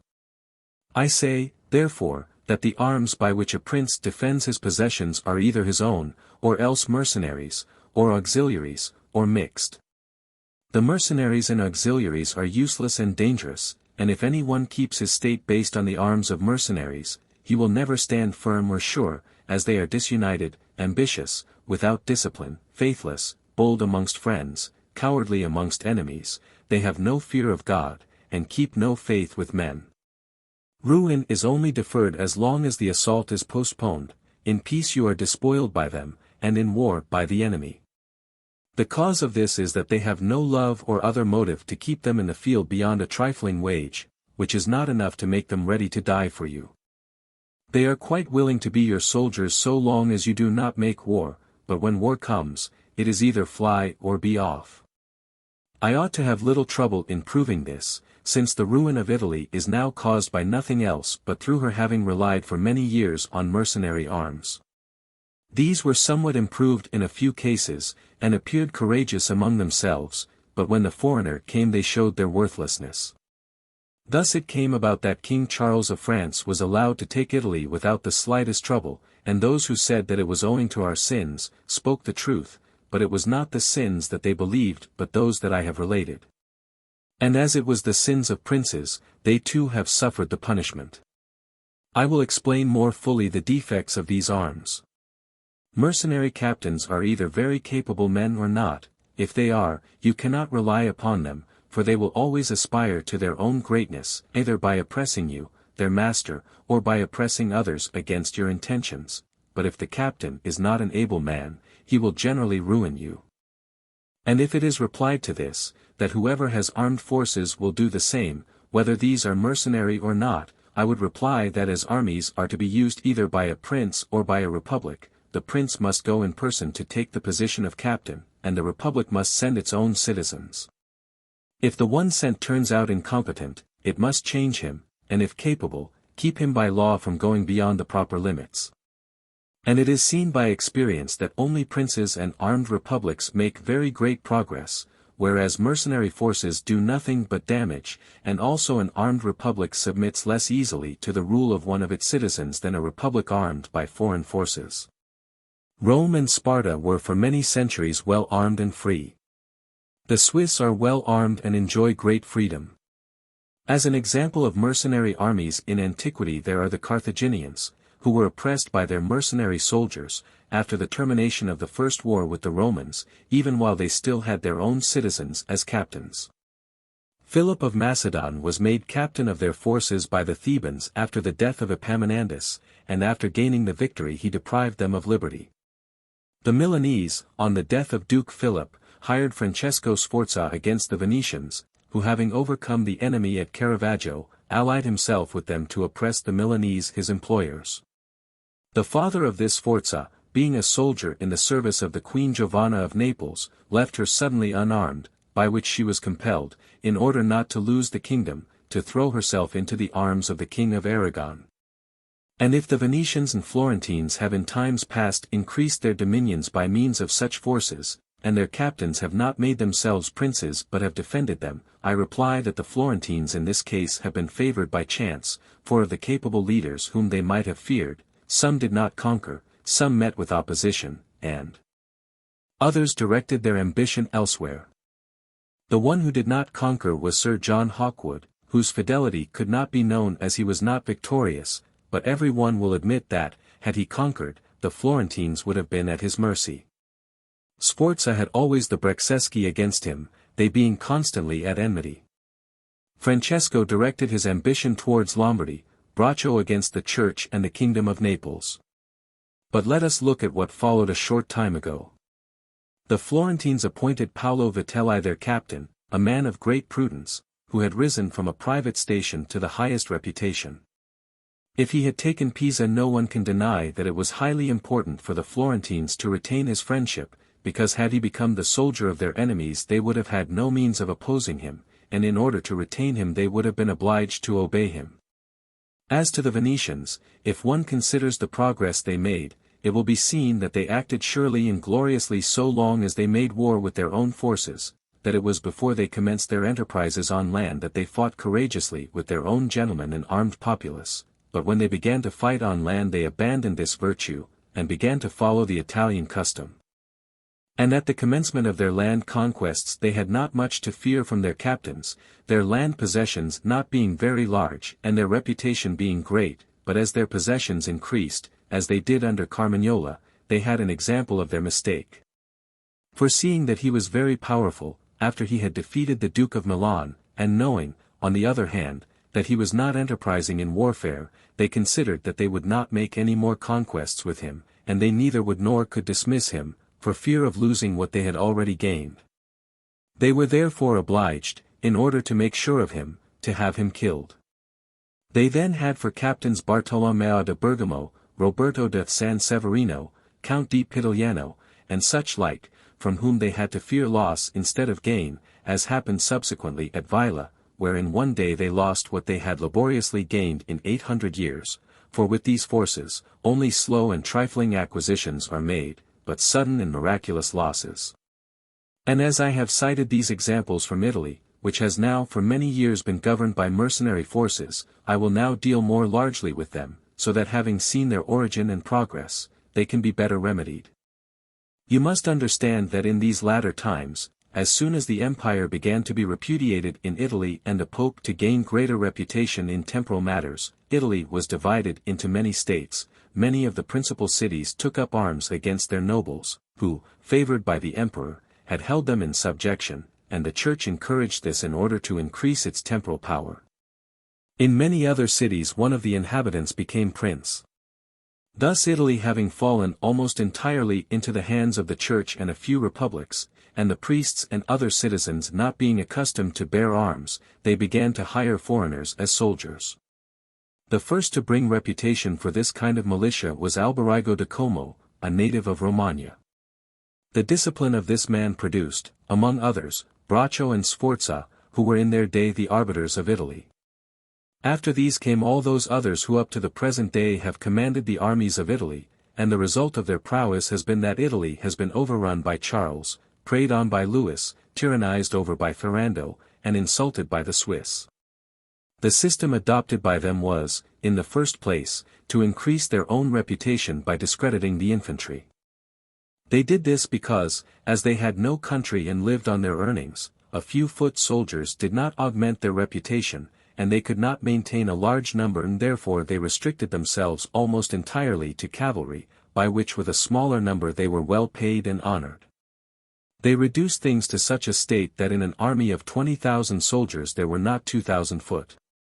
They had also used every means to spare themselves and the soldiers any hardship or fear by not killing each other in their encounters, but taking prisoners without a blow. They made no attacks on fortifications by night, and those in the fortifications did not attack the tents at night. They made no stockades on ditches round their camps, and did not take the field in winter.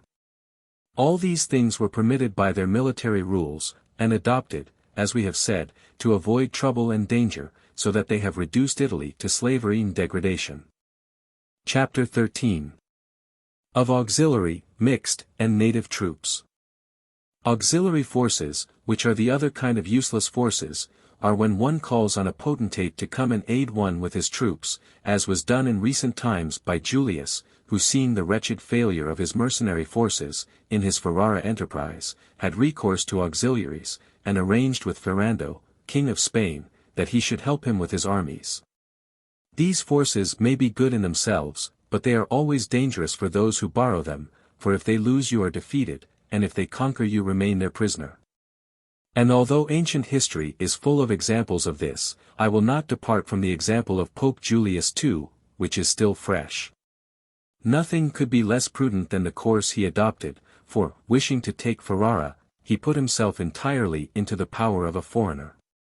But by good fortune there arose a third cause which prevented him reaping the effects of his bad choice, for when his auxiliaries were beaten at Ravenna, the Swiss rose up and drove back the victors, against all expectation of himself or others, so that he was not taken prisoner by the enemy which had fled, nor by his own auxiliaries, having conquered by other arms than theirs.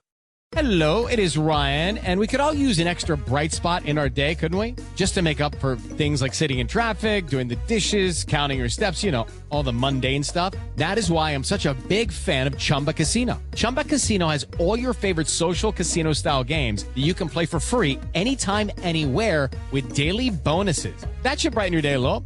Actually, a lot. So sign up now at ChumbaCasino.com. That's ChumbaCasino.com. No purchase necessary. VGW Group. Void where prohibited by law. See terms and conditions. 18+.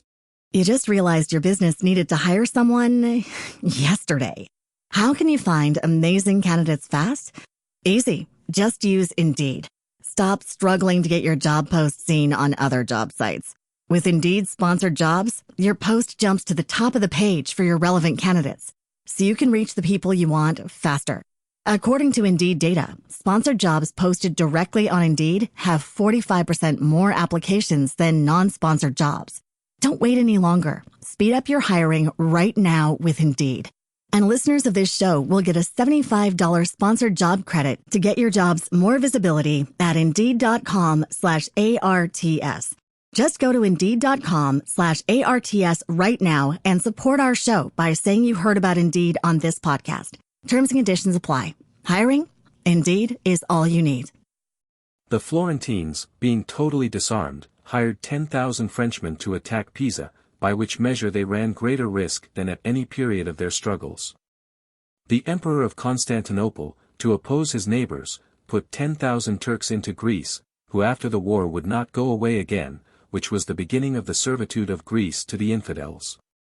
Any one, therefore, who wishes not to conquer, would do well to use these forces, which are much more dangerous than mercenaries, as with them ruin is complete, for they are all united, and owe obedience to others, whereas with mercenaries, when they have conquered, it requires more time and a good opportunity for them to injure you, as they do not form a single body and have been engaged and paid by you. Therefore a third party that you have made leader cannot at once acquire enough authority to be able to injure you. In a word, the greatest dangers with mercenaries lies in their cowardice and reluctance to fight, but with auxiliaries the danger lies in their courage. A wise prince, therefore, always avoids these forces and has recourse to his own, and would prefer rather to lose with his own men than conquer with the forces of others, not deeming it a true victory which is gained by foreign arms. I never hesitate to cite the example of Cesare Borgia and his actions.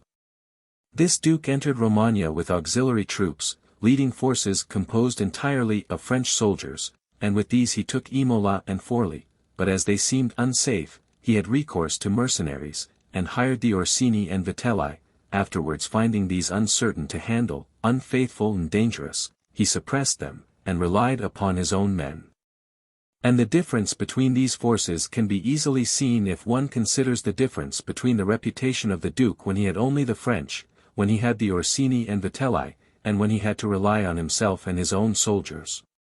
His reputation will be found to have constantly increased, and he was never so highly esteemed as when every one saw that he was the sole master of his forces. I do not wish to go away from recent Italian instances, but I cannot omit Hiero of Syracuse, whom I have already mentioned.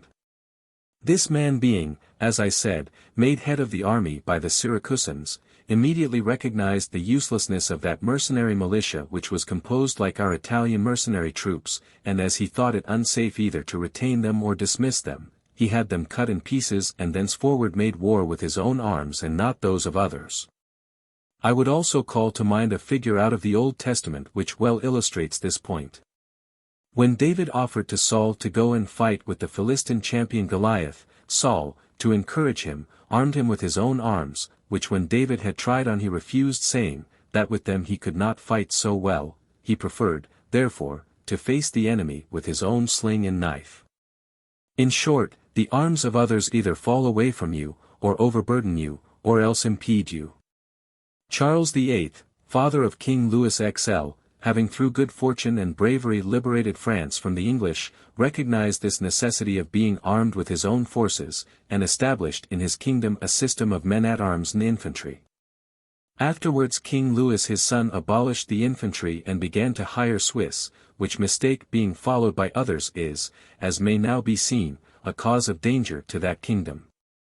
For by giving such reputation to the Swiss, France has disheartened all her own troops, the infantry having been abolished and the men-at-arms being obliged to foreigners for assistance, for being accustomed to fight with Swiss troops, they think they cannot conquer without them. Whence it comes that the French are insufficiently strong to oppose the Swiss, and without the aid of the Swiss they will not venture against others. The armies of the French are thus of a mixed kind, partly mercenary and partly her own. Taken together they are much better than troops entirely composed of mercenaries or auxiliaries, but much inferior to national forces. Chapter 14. What the duties of a prince are with regard to the militia. A prince should therefore have no other aim or thought, nor take up any other thing for his study, but war and its order and discipline, for that is the only art that is necessary to one who commands, and it is of such virtue that it not only maintains those who are born princes, but often enables men of private fortune to attain to that rank. And one sees, on the other hand, that when princes think more of luxury than of arms, they lose their state. The chief cause which makes any one lose it, is the contempt of this art, and the way to acquire it is to be well versed in the same. Francesco Sforza, through being well armed, became, from a private position, Duke of Milan. His sons, through wishing to avoid the fatigue and hardship of war, from dukes became private persons. For among other evils caused by being disarmed, it renders you contemptible, which is one of those disgraceful things which a prince must guard against, as will be explained later.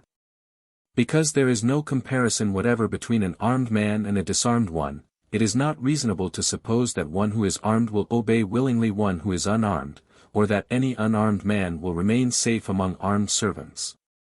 For one being disdainful and the other suspicious, it is not possible for them to act well together.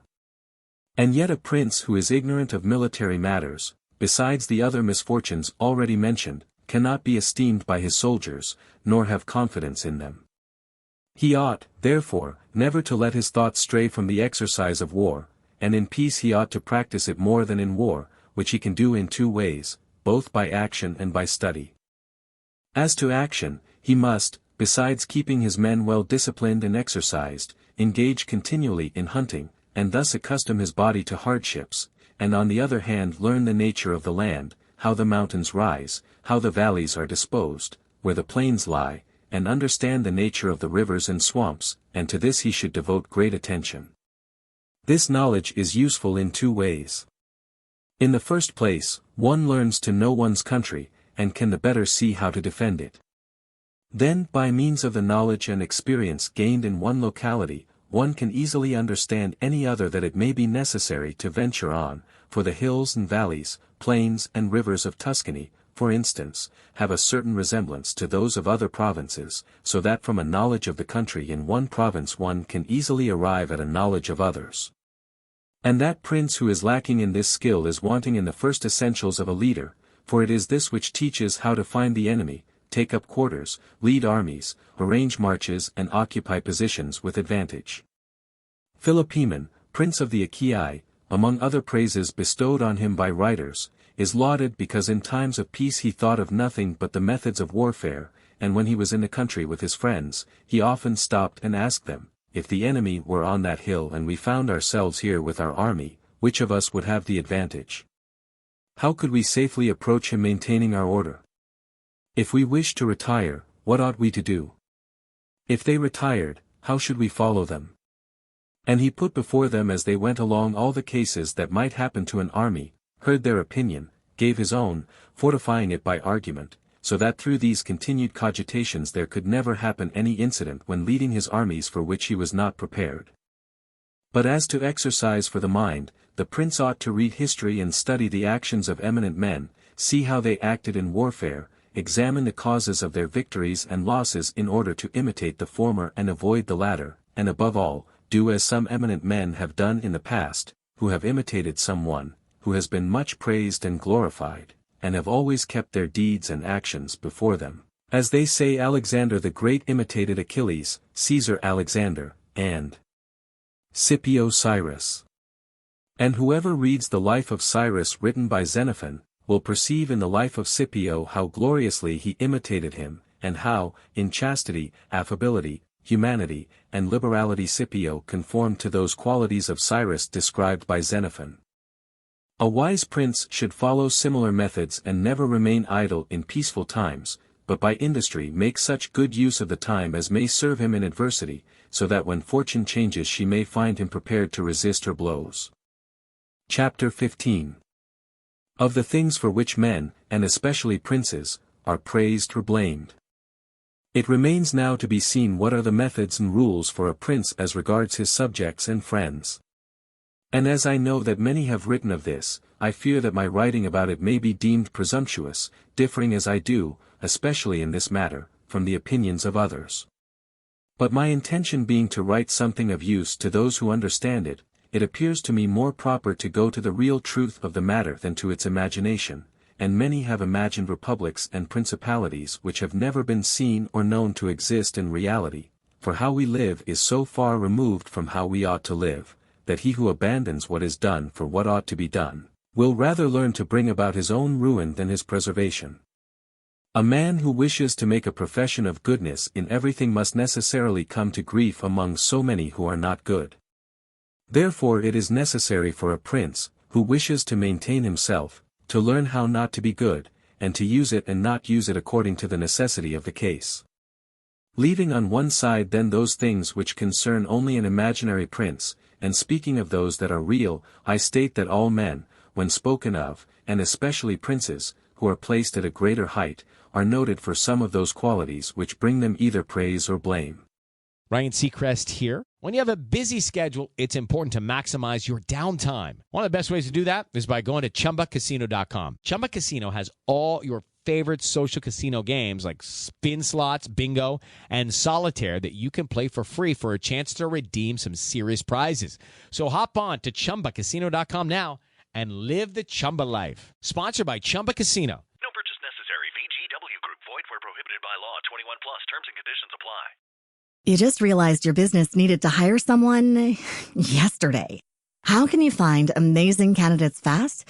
Easy. Just use Indeed. Stop struggling to get your job post seen on other job sites.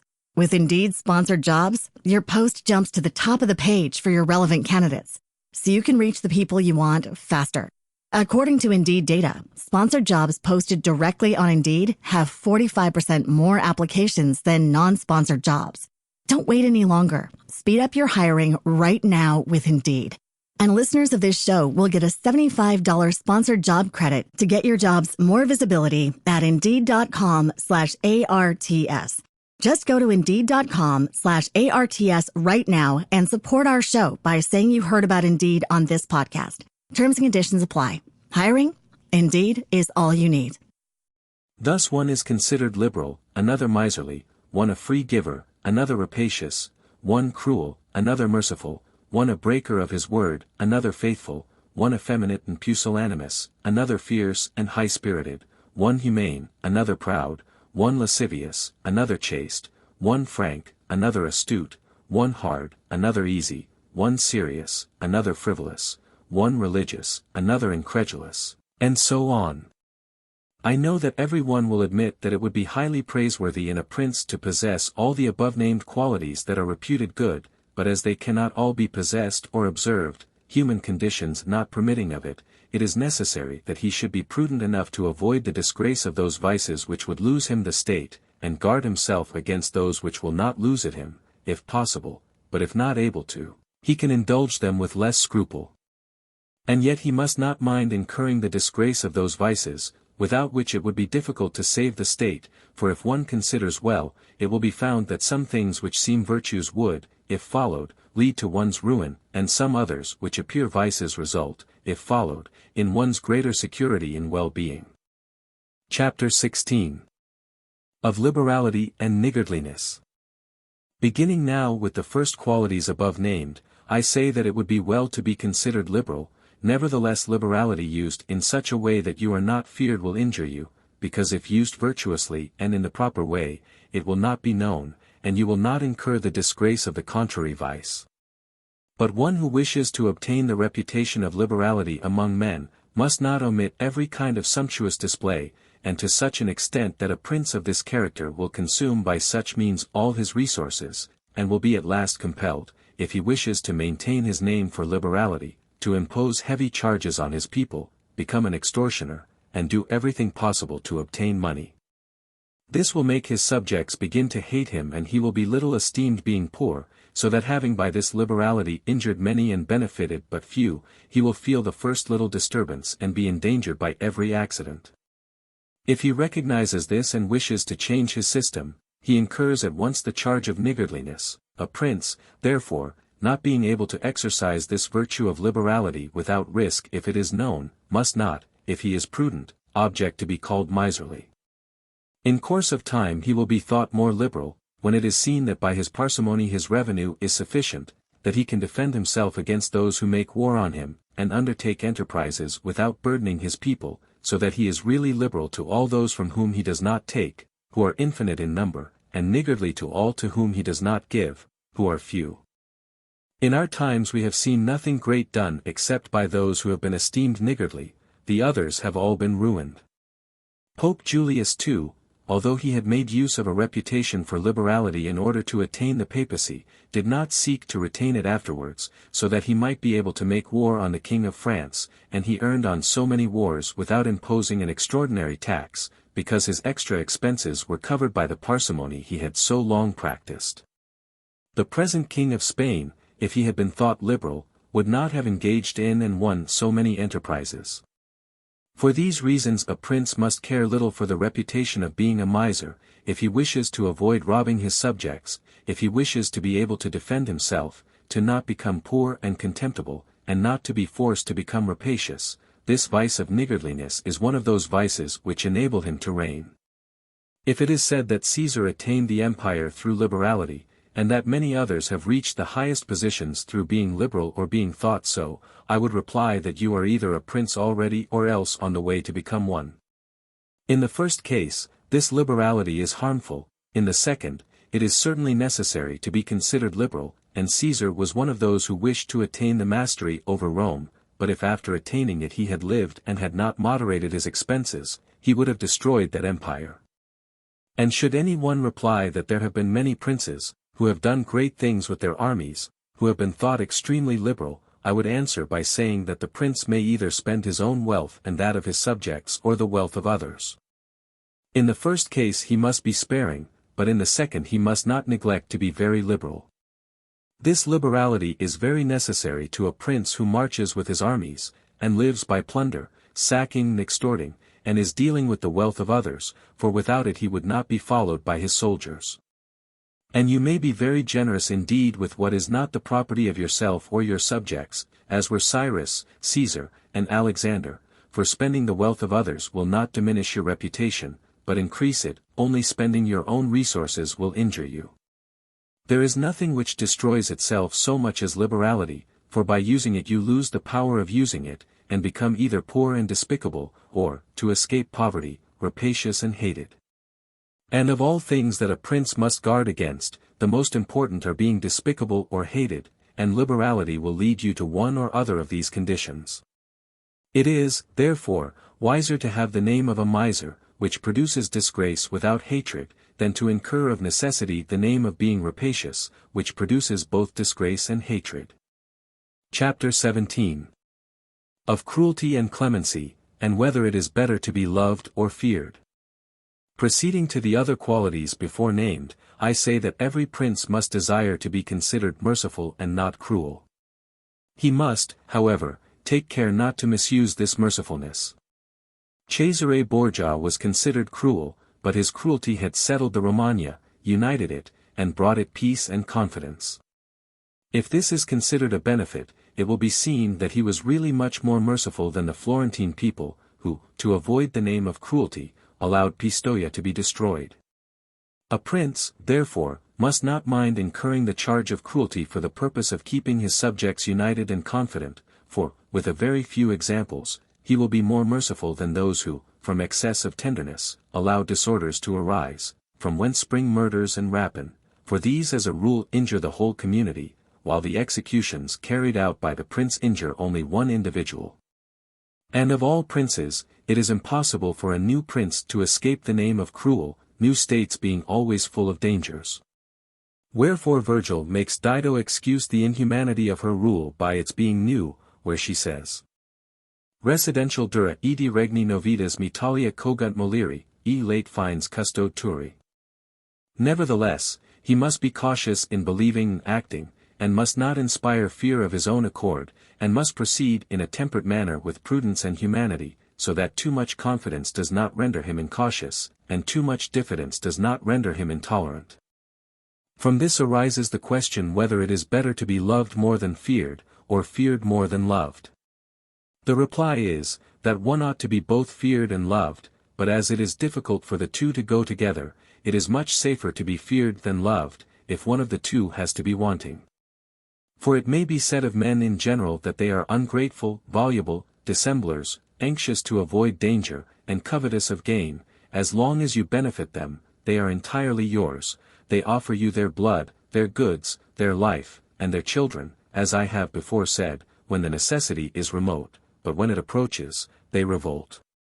And the prince who has relied solely on their words, without making other preparations, is ruined, for the friendship which is gained by purchase and not through grandeur and nobility of spirit is merited but is not secured, and at times is not to be had. And men have less scruple in offending one who makes himself loved than one who makes himself feared, for love is held by a chain of obligation which, men being selfish, is broken whenever it serves their purpose, but fear is maintained by a dread of punishment which never fails.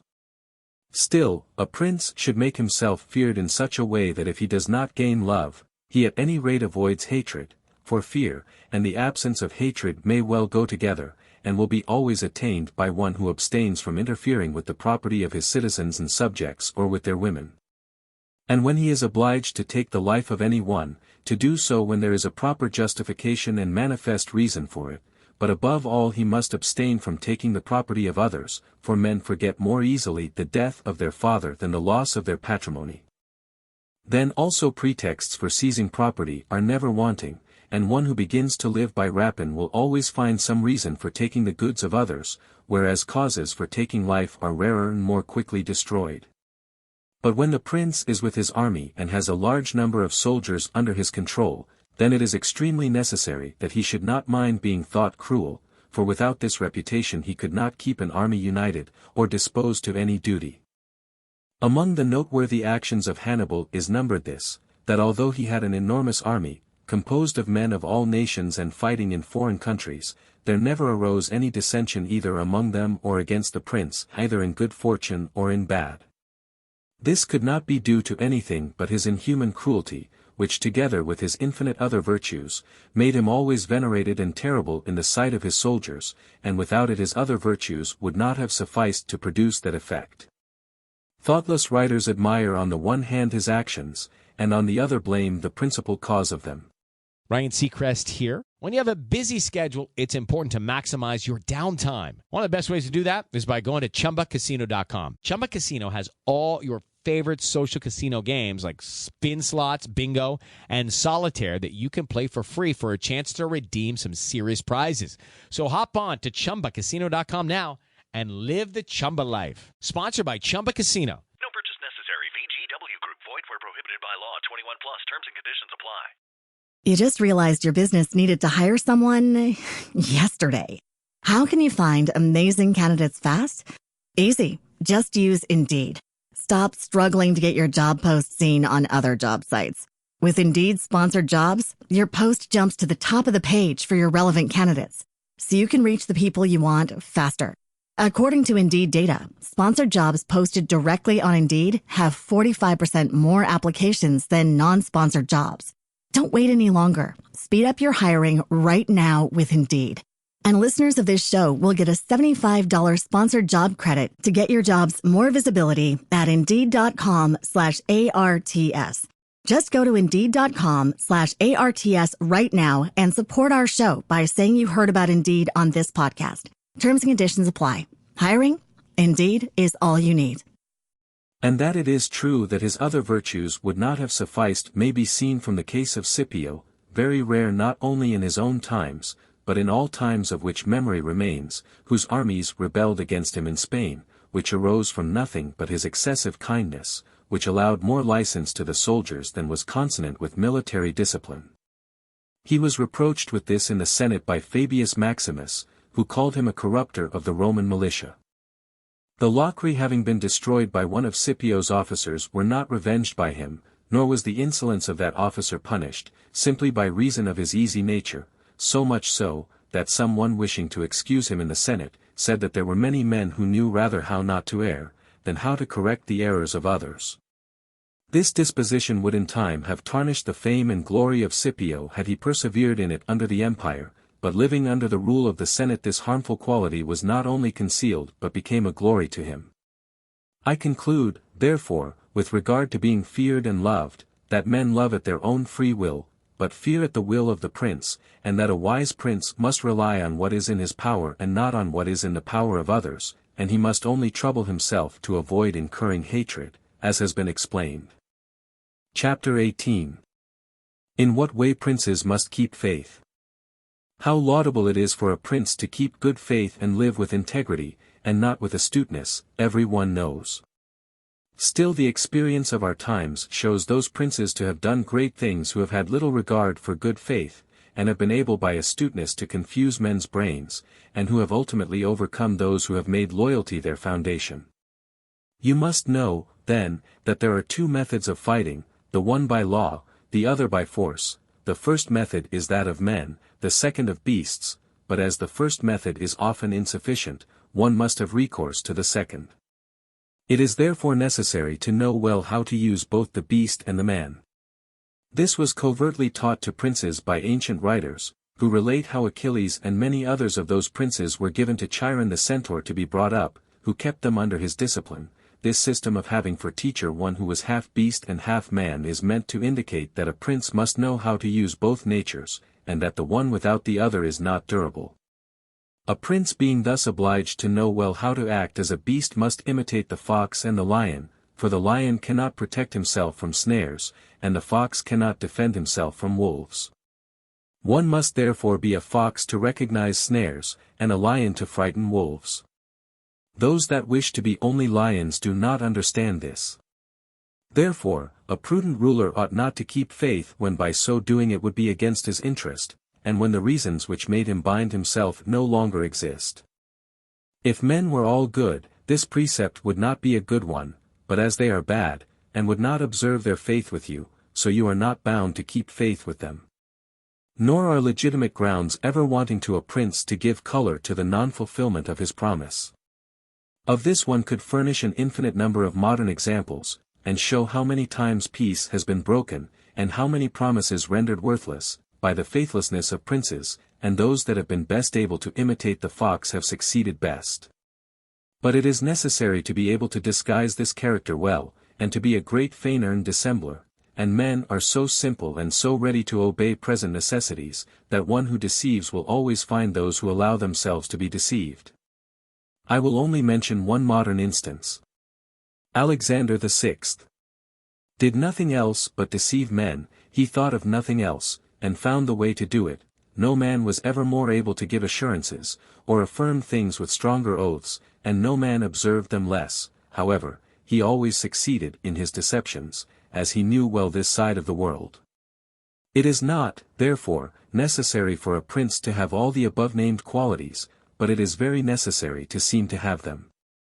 I would even be bold to say that to possess them and to always observe them is dangerous, but to appear to possess them is useful. Thus it is well to seem pious, faithful, humane, religious, sincere, and also to be so, but you must have the mind so watchful that when it is needful to be otherwise you may be able to change to the opposite qualities. And it must be understood that a prince, and especially a new prince, cannot observe all those things which are considered good in men, being often obliged, in order to maintain the state, to act against faith, against charity, against humanity, and against religion. And, therefore, he must have a mind disposed to adapt itself according to the wind, and as the variations of fortune dictate, and, as I said before, not deviate from what is good, if possible, but be able to do evil if necessitated. A prince must take great care that nothing goes out of his mouth which is not full of the above-named 5 qualities, and, to see and hear him, he should seem to be all faith, all integrity, all humanity, and all religion. And nothing is more necessary than to seem to have this last quality, for men in general judge more by the eyes than by the hands, for every one can see, but very few have to feel. Everybody sees what you appear to be, few feel what you are, and those few will not dare to oppose themselves to the many, who have the majesty of the state to defend them, and in the actions of men, and especially of princes, from which there is no appeal, the end is everything. Let a prince therefore aim at living and maintaining state the state, the means will always be judged honorable and praised by every one, for the vulgar is always taken by appearances and the result of things, and the world consists only of the vulgar, and the few find a place when the many have nothing to rest upon. A certain prince of the present time, whom it is well not to name, never does anything but preach peace and good faith, but he is really a great enemy to both, and either of them, had he observed them, would have lost him both state and reputation on many occasions. Chapter 19. That we must avoid being despised and hated. But as I have now spoken of the most important of the qualities in question, I will now deal briefly with the rest on the general principle, that the prince must, as already stated, avoid those things which will make him hated or despised, and whenever he succeeds in this, he will have done his part, and will find no danger in other vices. He will chiefly become hated, as I said, by being rapacious, and usurping the property and women of his subjects, which he must abstain from doing, and whenever one does not attack the property or honor of the generality of men, they will live contented, and one will only have to combat the ambition of a few, who can be easily held in check in many ways. He is rendered despicable by being thought changeable, frivolous, effeminate, timid, and irresolute, which a prince must guard against as a rock of danger, and manage so that his actions show grandeur, high courage, seriousness, and strength. And as to the government of his subjects, let his sentence be irrevocable, and let him adhere to his decisions so that no one may think of deceiving him or making him change. The prince who creates such an opinion of himself gets a great reputation, and it is very difficult to conspire against one who has a great reputation, and he will not easily be attacked, so long as it is known that he is esteemed and reverenced by his subjects. For a prince must have two kinds of fear, one internal as regards his subjects, one external as regards foreign powers. From the latter he can defend himself with good arms and good friends, and he will always have good friends if he has good arms, and internal matters will always remain quiet, if they are not perturbed by conspiracy, and even if external powers sought to foment one, if he has ruled and lived as I have described, he will always if he stands firm be able to sustain every shock, as I have shown that Nabis the Spartan did. But with regard to the subjects, if not acted on from outside, it is still to be feared lest they conspire in secret, from which the prince may guard himself well by avoiding hatred and contempt and keeping the people satisfied with him, which it is necessary to accomplish, as has been related at length. And one of the most potent remedies that a prince has against conspiracies, is that of not being hated or despised by the mass of the people, for whoever conspires always believes that he will satisfy the people by the death of their prince, but if he thought to offend them by doing this, he would fear to engage in such an undertaking, for the difficulties that conspirators have to meet are infinite. Experience shows that there have been very many conspiracies, but few have turned out well, for whoever conspires cannot act alone, and cannot find companions except among those who are discontented, and as soon as you have disclosed your intention to a malcontent, you give him the means of satisfying himself, for by revealing it he can hope to secure everything he wants, to such an extent that seeing a certain gain by doing this, and seeing on the other hand only a doubtful one and full of danger, he must either be a rare friend to you or else a very bitter enemy to the prince if he keeps faith with you.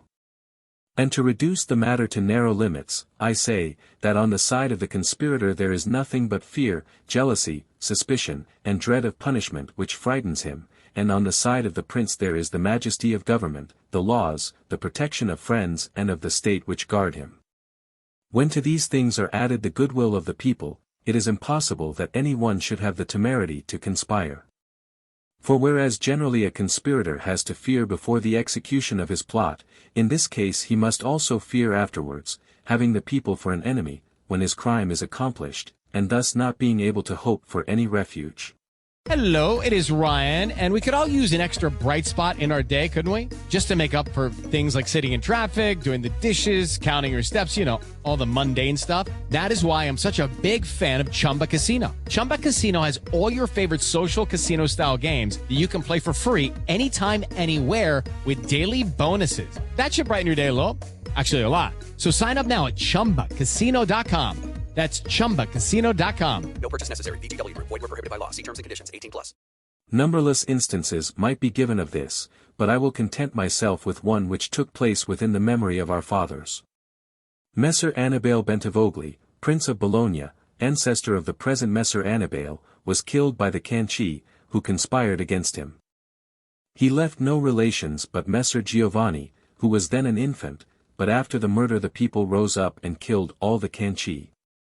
This arose from the popular goodwill that the house of Bentivogli enjoyed at that time in Bologna, which was so great that, as there was nobody left after the death of Annibale who could govern the state, the Bolognese hearing that there was one of the Bentivogli family in Florence, who had till then been thought the son of a blacksmith, came to fetch him and gave him the government of the city, and it was governed by him until Messer Giovanni was old enough to assume the government.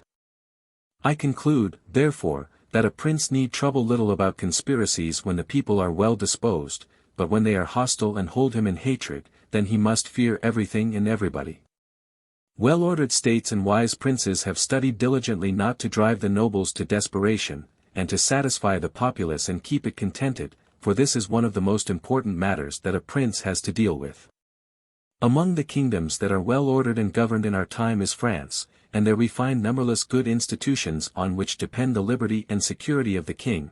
Of these the chief is the parliament and its authority, because he who established that kingdom, knowing the ambition and insolence of the great nobles, and deeming it necessary to have a bit in their mouths to check them, and knowing on the other hand the hatred of the mass of the people to the great, based on fear, and wishing to secure them, did not wish to make this the special care of the king, to relieve him of the dissatisfaction that he might incur among the nobles by favoring the people, and among the people by favoring the nobles. He therefore established a third judge that, without direct charge of the king, kept in check the great and favored the lesser people. Nor could any better or more prudent measure have been adopted, nor better precaution for the safety of the king and the kingdom. From which another notable rule can be drawn, that princes should let the carrying out of unpopular duties devolve on others, and bestow favors themselves. I conclude again by saying that a prince must esteem his nobles, but not make himself hated by the populace. It may perhaps seem to some, that considering the life and death of many Roman emperors that they are instances contrary to my opinion, finding that some who lived always nobly and showed great strength of character, nevertheless lost the empire, or were killed by their subjects who conspired against them. Wishing to answer these objections, I will discuss the qualities of some emperors, showing the cause of their ruin not to be at variance with what I have stated, and I will also partly consider the things to be noted by whoever reads the deeds of these times. I will content myself with taking all those emperors who succeeded to the empire from Marcus the philosopher to Maximinus. These were Marcus, Commodus his son, Pertinax, Heliogabalus, Alexander, and Maximinus. And the first thing to note is, that whereas other princes have only to contend against the ambition of the great and the insolence of the people, the Roman emperors had a third difficulty, that of having to support the cruelty and avarice of the soldiers, which was such a difficulty that it was the cause of the ruin of many, it being difficult to satisfy both the soldiers and the people. For the people love tranquility, and therefore like princes who are pacific, but the soldiers prefer a prince of military spirit, who is insolent, cruel, and rapacious. They wish him to exercise these qualities on the people so that they may get double pay and give vent to their avarice and cruelty.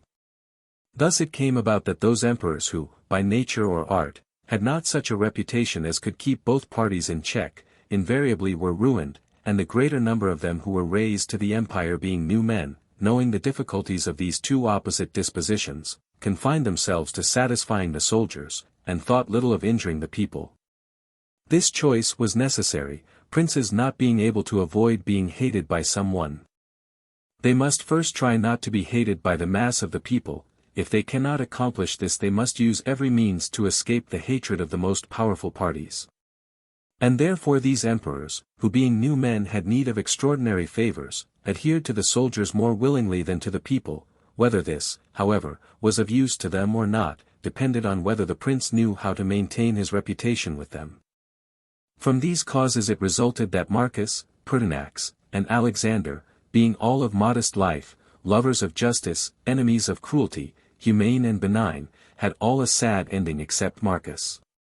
Marcus alone lived and died in honor, because he succeeded to the empire by hereditary right and did not owe it either to the soldiers or to the people, besides which, possessing many virtues which made him revered, he kept both parties in their place as long as he lived and was never either hated or despised. But Pertinax was created emperor against the will of the soldiers, who being accustomed to live licentiously under Commodus, could not put up with the honest life to which Pertinax wished to limit them, so that having made himself hated, and to this contempt being added because he was old, he was ruined at the very beginning of his administration. Whence it may be seen that hatred is gained as much by good works as by evil, and therefore, as I said before, a prince who wishes to maintain the state is often forced to do evil, for when that party, whether populace, soldiery, or nobles, whichever it be that you consider necessary to you for keeping your position, is corrupt, you must follow its humor and satisfy it, and in that case good works will be inimical to you.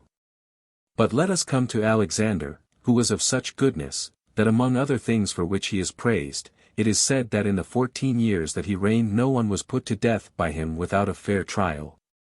Nevertheless, being considered effeminate, and a man who allowed himself to be ruled by his mother, and having thus fallen into contempt, the army conspired against him and killed him. Looking, on the other hand, at the qualities of Commodus, Severus, Antoninus, extremely cruel and rapacious, to satisfy the soldiers there was no injury which they would not inflict on the people, and all except Severus ended badly. Severus, however, had such abilities that by maintaining the soldiers friendly to him, he was able to reign happily, although he oppressed the people, for his virtues made him so admirable in the sight both of the soldiers and the people that the latter were, as it were, astonished and stupefied, while the former were respectful and contented.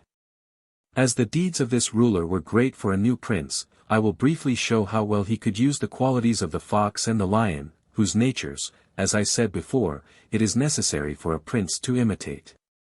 Knowing the sloth of the Emperor Julian, Severus, who was leader of the army in Slavonia, persuaded the troops that it would be well to go to Rome to avenge the death of Pertinax, who had been slain by the imperial guard, and under this pretext, without revealing his aspirations to the throne, marched with his army to Rome and was in Italy before his design was known.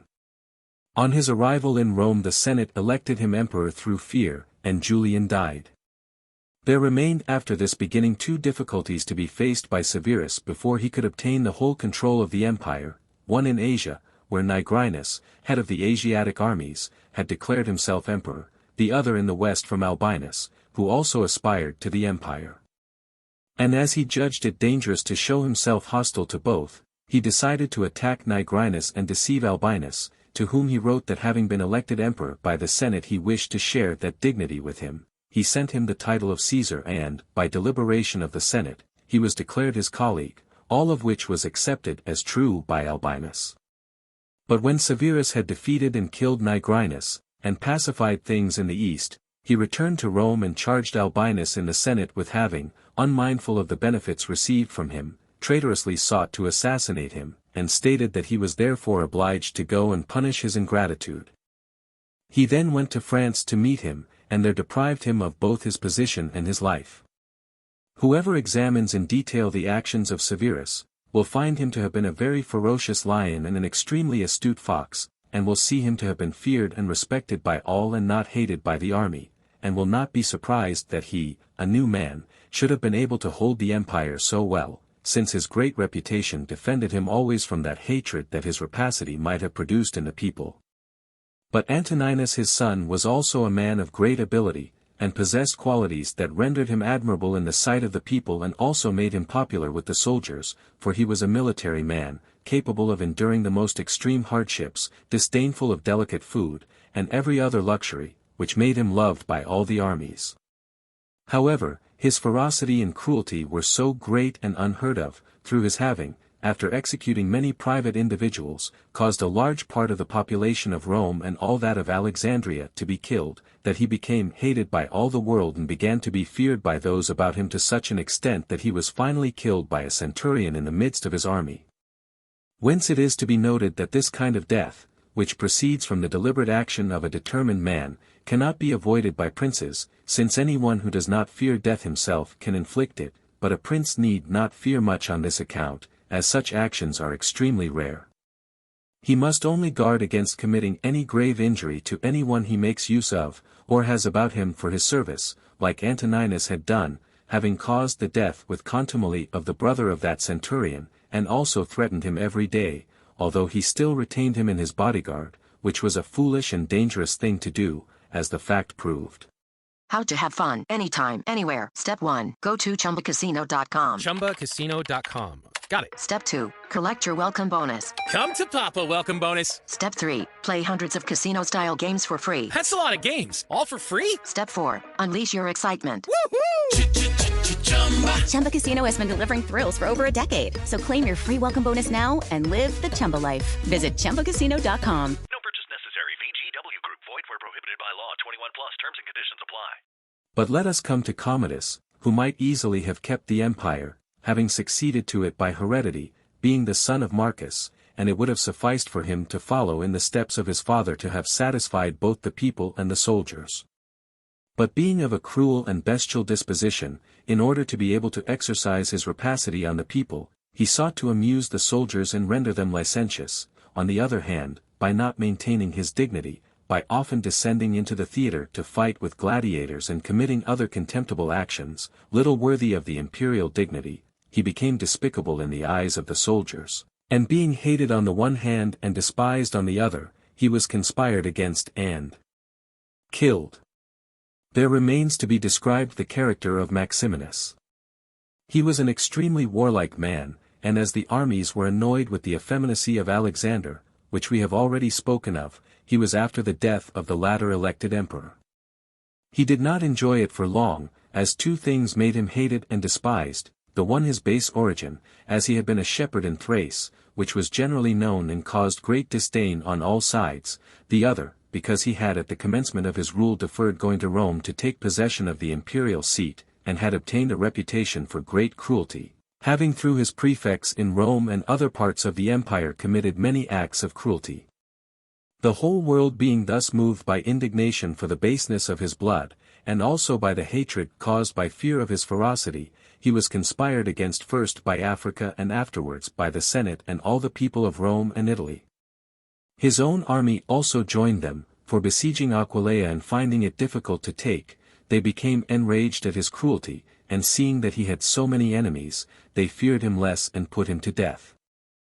I will not speak of Heliogabalus, of Macrinus, or Julian, who being entirely contemptible were immediately suppressed, but I will come to the conclusion of this discourse by saying that the princes of our time have less difficulty than these of being obliged to satisfy in an extraordinary degree their soldiers in their states, for although they must have a certain consideration for them, yet it is soon settled, for none of these princes have armies that are inextricably bound up with the administration of the government and the rule of their provinces as were the armies of the Roman Empire, and therefore if it was then necessary to satisfy the soldiers rather than the people, it was because the soldiers could do more than the people. Now, it is more necessary to all princes, except the Turk and the Soldan, to satisfy the people than the soldiers, for the people can do more than the soldiers.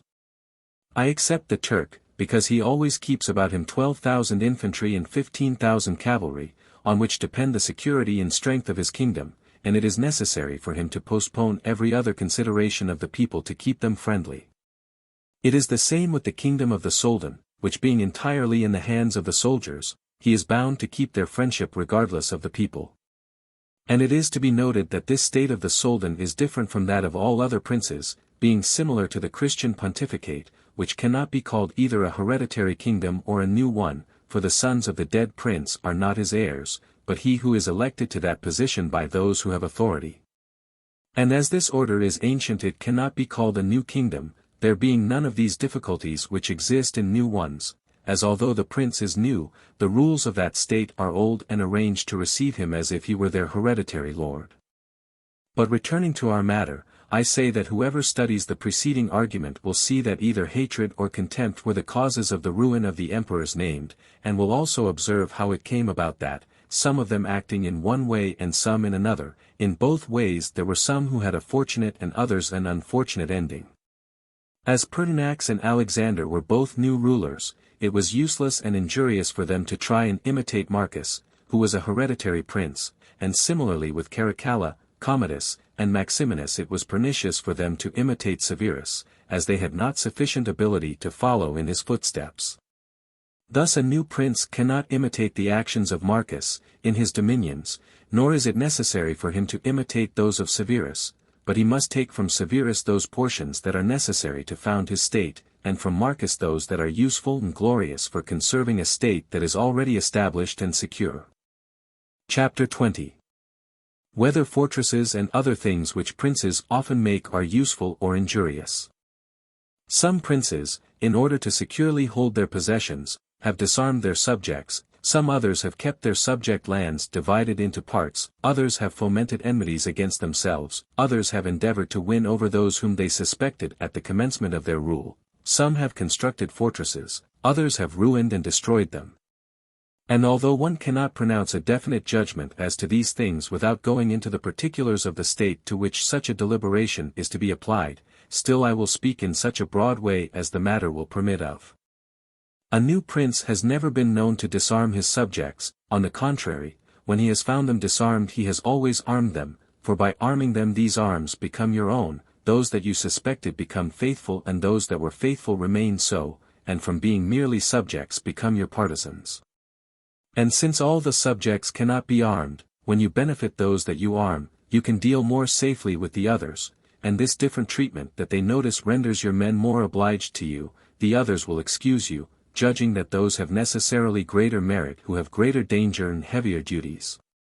But when you disarm them, you commence to offend them and show that you distrust them either through cowardice or lack of confidence, and both of these opinions generate hatred against you.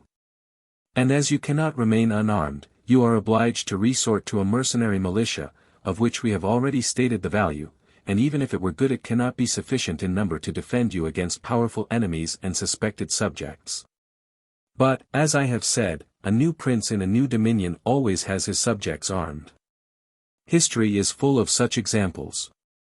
But when a prince acquires a new state as an addition to his old one, then it is necessary to disarm that state, except those who in acquiring it have sided with you, and even these one must, when time and opportunity serve, render weak and effeminate, and arrange things so that all the arms of the new state are in the hands of your own soldiers who in your old state live near you.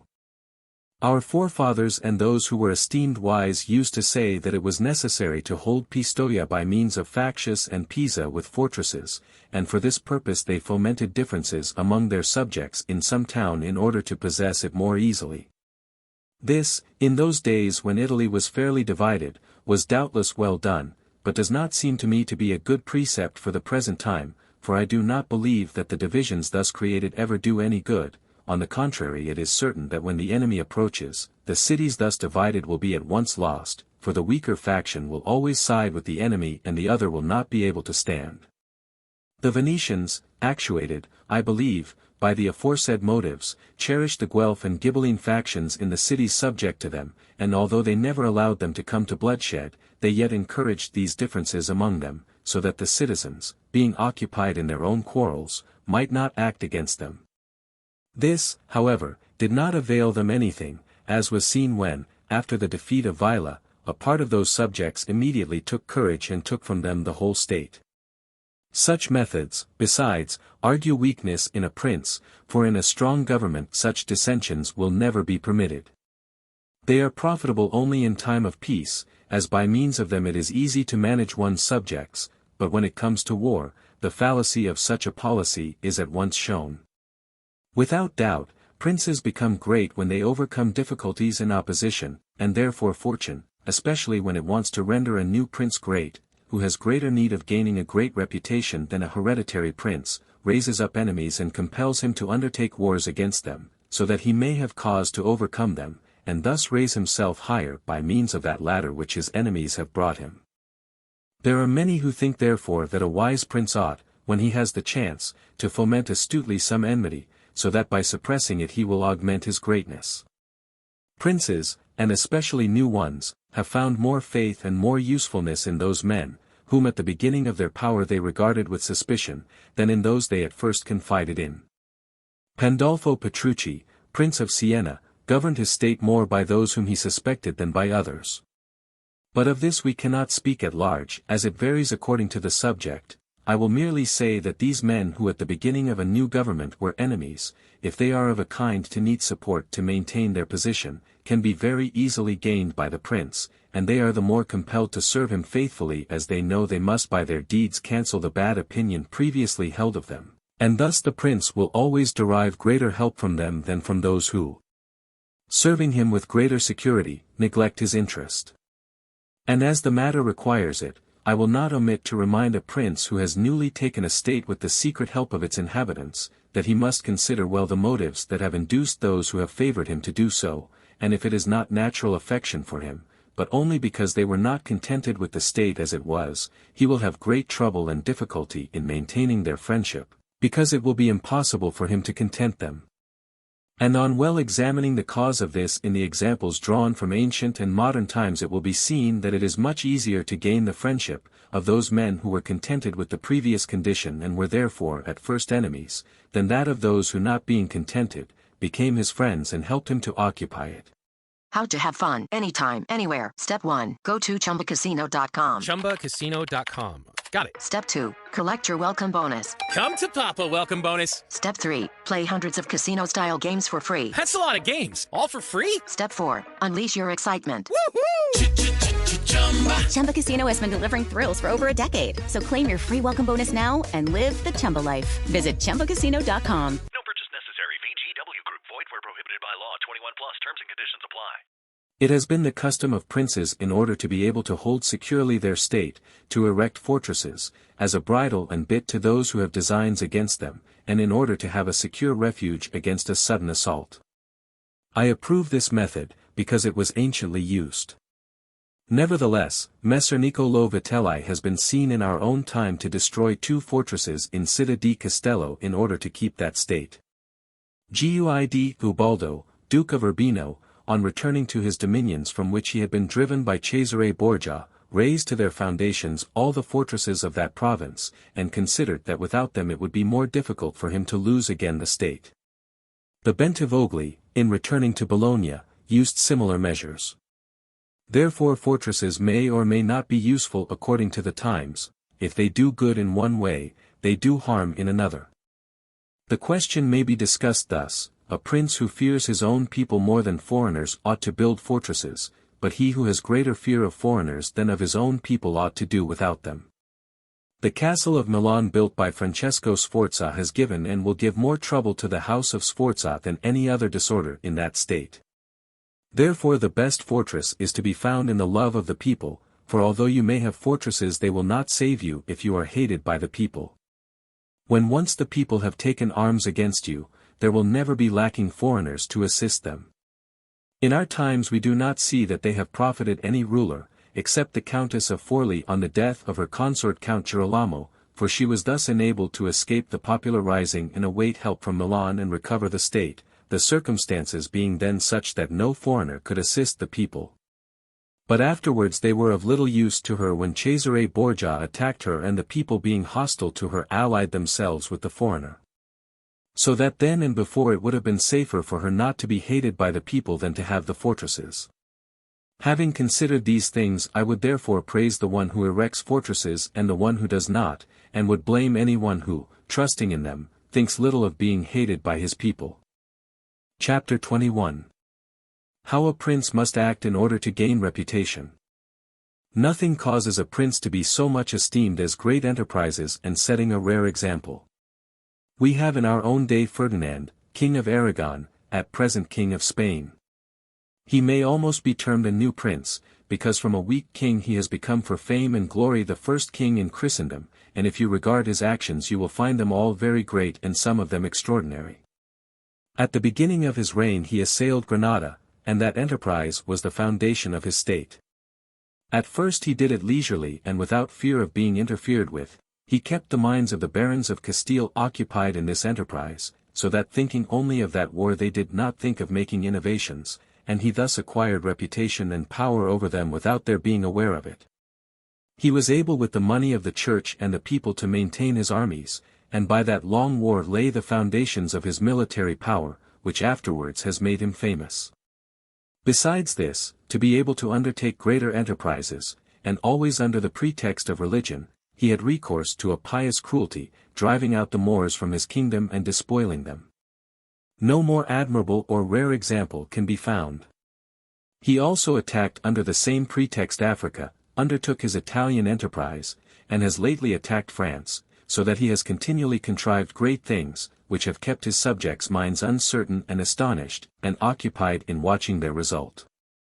And these actions have arisen one out of the other, so that they have left no time for men to settle down and act against him. It is also very profitable for a prince to give some rare examples of himself in the internal administration, like those related of Messer Bernabo of Milan, when it happens that some one does something extraordinary, either good or evil, in civil life, and to take a means of rewarding or punishing him which will be much talked about. And above all a prince must endeavor in every action to obtain fame for being great and excellent.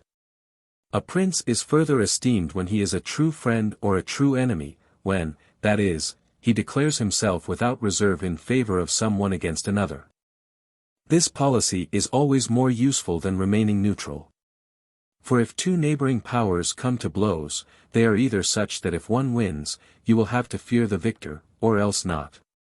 In either of these two cases it will be better for you to declare yourself openly and make war, because in the first case if you do not declare yourself, you will fall a prey to the victor, to the pleasure and satisfaction of the one who has been defeated, and you will have no reason nor anything to defend you and nobody to receive you. For, whoever wins will not desire friends whom he suspects and who do not help him when in trouble, and whoever loses will not receive you as you did not take up arms to assist his cause. Antiochus went to Greece, being sent by the Aetoli to expel the Romans. He sent orators to the Achaii who were friends of the Romans to encourage them to remain neutral. On the other hand, the Romans persuaded them to take up arms on their side. The matter was brought before the council of the Achaii for deliberation, where the ambassador of Antiochus sought to persuade them to remain neutral, to which the Roman ambassador replied, "As to what is said that it is best and most useful for your state not to meddle in our war, nothing is further from the truth, for if you do not meddle in it you will become, without any favor or any reputation, the prize of the victor. And it will always happen that the one who is not your friend will want you to remain neutral, and the one who is your friend will require you to declare yourself by taking arms. Irresolute princes, to avoid present dangers, usually follow the way of neutrality and are mostly ruined by it. But when the prince declares himself frankly in favor of one side, if the one to whom you adhere conquers, even if he is powerful and you remain at his discretion, he is under an obligation to you and friendship has been established, and men are never so dishonest as to oppress you with such ingratitude. Moreover, victories are never so prosperous that the victor does not need to have some scruples, especially as to justice. But if he to whom you adhere loses, you are sheltered by him, and so long as he can, he will assist you, you become the companion of a fortune which may rise again. In the second case, when those who fight are such that you have nothing to fear from the victor, it is still more prudent on your part to adhere to one, for you go to the ruin of one with the help of him who ought to save him if he were wise, and if he conquers he rests at your discretion, and it is impossible that he should not conquer with your help. And here it should be noted that a prince ought never to make common cause with one more powerful than himself to injure another, unless necessity forces him to it, as before said, for if he wins you rest at his discretion, and princes must avoid as much as possible being at the discretion of others. The Venetians united with France against the Duke of Milan, although they could have avoided that union, and from it resulted their own ruin. But when one cannot avoid it, as happened to the Florentines when the Pope and Spain went with their armies to attack Lombardy, then the prince ought to join for the above reasons. Let no state believe that it can follow a secure policy, rather let it think that all are doubtful. This is found in the nature of things, that one never tries to avoid one difficulty without running into another, but prudence consists in being able to know the nature of the difficulties, and taking the least harmful as good. A prince must also show himself a lover of merit, and honor those who excel in every art. Moreover, he must encourage his citizens to follow their callings quietly, whether in commerce, or agriculture, or any other trade that men follow, so that this one shall not refrain from improving his possessions through fear that they may be taken from him, and that one from starting a trade for fear of taxes, but he should offer rewards to whoever does these things, and to whoever seeks in any way to improve his city or state. Besides this, he ought, at convenient seasons of the year, to keep the people occupied with festivals and spectacles, and as every city is divided either into trades or into classes, he ought to pay attention to all these things, mingle with them from time to time, and give them an example of his humanity and magnificence, always holding firm, however, the majesty of his dignity, which must never be allowed to fan in anything whatever. Chapter 22. Of the Secretaries of Princes. The choice of a prince's ministers is a matter of no little importance, they are either good or not according to the prudence of the prince. The first impression that one gets of a ruler and of his brains is from seeing the men that he has about him. When they are competent and faithful one can always consider him wise, as he has been able to recognize their ability and keep them faithful.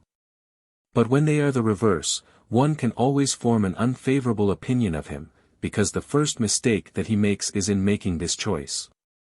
There was nobody who knew Messer Antonio da Vinafro as the minister of Pandolfo Petrucci, Prince of Siena, who did not consider Pandolfo to be a very prudent man, having him for his minister. There are 3 different kinds of brains, the one understands things unassisted, the other understands things when shown by others, the third understands neither alone nor with the explanations of others. The first kind is most excellent, the second also excellent, but the third useless. It is therefore evident that if Pandolfo was not of the first kind, he was at any rate of the second. For every time that one has the judgment to know the good and evil that any one does or says, even if he has no invention, yet he recognizes the bad and good works of his minister and corrects the one and supports the other, and the minister cannot hope to deceive him and therefore remains good. Hello, it is Ryan, and we could all use an extra bright spot in our day, couldn't we? Just to make up for things like sitting in traffic, doing the dishes, counting your steps, all the mundane stuff. That is why I'm such a big fan of Chumba Casino. Chumba Casino has all your favorite social casino-style games that you can play for free anytime, anywhere with daily bonuses. That should brighten your day a little. Actually, a lot. So sign up now at ChumbaCasino.com. That's ChumbaCasino.com. No purchase necessary. VGW Group. Void where prohibited by law. See terms and conditions. 18+. For a prince to be able to know a minister there is this method which never fails. When you see the minister think more of himself than of you, and in all his actions seek his own profit, such a man will never be a good minister, and you can never rely on him, for whoever has in hand the state of another must never think of himself but of the prince, and not call to mind anything but what relates to him. And, on the other hand, the prince, in order to retain his fidelity ought to think of his minister, honoring and enriching him, doing him kindnesses, and conferring on him honors and giving him responsible tasks, so that the great honors and riches bestowed on him cause him not to desire other honors and riches, and the tasks he has to fulfill make him fearful of changes, knowing that he could not execute them without the prince. When princes and their ministers stand in this relation to each other, they can rely the one upon the other. When it is otherwise, the end is always injurious either for one or the other of them. Chapter 23. How Flatterers Must Be Shunned. I must not omit an important subject, and a mistake which princes can with difficulty avoid, if they are not very prudent, or if they do not make a good choice. And this is with regard to flatterers, of which courts are full, because men take such pleasure in their own things and deceive themselves about them that they can with difficulty guard against this plague, and by wishing to guard against it they run the risk of becoming contemptible. Because there is no other way of guarding oneself against flattery than by letting men understand that they will not offend you by speaking the truth, but when everyone can tell you the truth, you lose their respect. A prudent prince must therefore take a third course, by choosing in his state wise men, and giving these alone full liberty to speak the truth to him, but only of those things that he asks and of nothing else, but he must ask them about everything and hear their opinion, and afterwards deliberate by himself in his own way, and in these councils and with each of these men comport himself so that every one may see that the more freely he speaks, the more he will be acceptable. Outside these he should listen to no one, go about the matter deliberately, and be determined in his decisions. Whoever acts otherwise either acts precipitately through flattery or else changes often through the variety of opinions, from which it happens that he is little esteemed. I will give a modern instance of this. Luca, a follower of Maximilian, the present emperor, speaking of his majesty said that he never took counsel with anybody, and yet that he never did anything as he wished. This arose from his following the contrary method to the aforesaid. As the emperor is a secret man he does not communicate his designs to any one or take any one's advice, but as on putting them into effect they begin to be known and discovered, they begin to be opposed by those he has about him, and he is easily diverted from his purpose. Hence it comes to pass that what he does one day he undoes the next, no one ever understands what he wishes or intends to do, and no reliance is to be placed on his deliberations. A prince, therefore, ought always to take counsel, but only when he wishes, not when others wish. On the contrary he ought to discourage absolutely attempts to advise him unless he asks it, but he ought to be a great asker, and a patient hearer of the truth about those things which he has inquired of. Indeed, if he finds that anyone has scruples in telling him the truth he should be angry. And since some think that a prince who gains the reputation of being prudent is so considered, not by his nature but by the good counselors he has about him, they are undoubtedly deceived. It is an infallible rule that a prince who is not wise himself cannot be well advised, unless by chance he left himself entirely in the hands of one man who ruled him in everything, and happened to be a very prudent man. In this case he may doubtless be well governed, but it would not last long, for that governor would in a short time deprive him of the state, but by taking counsel with many, a prince who is not wise will never have united counsels and will not be able to unite them for himself. The counselors will all think of their own interests, and he will be unable either to correct or to understand them. And it cannot be otherwise, for men will always be false to you unless they are compelled by necessity to be true. Therefore it must be concluded that wise counsels, from whoever they come, must necessarily be due to the prudence of the prince, and not the prudence of the prince to the good counsels received. Chapter 24. Why the princes of Italy have lost their states. The before-mentioned things, if prudently observed, make a new prince seem ancient, and render him at once more secure and firmer in the state than if he had been established there of old. For a new prince is much more observed in his actions than a hereditary one, and when these are recognized as virtuous, he gains men more and they are more bound to him than if he were of the ancient blood.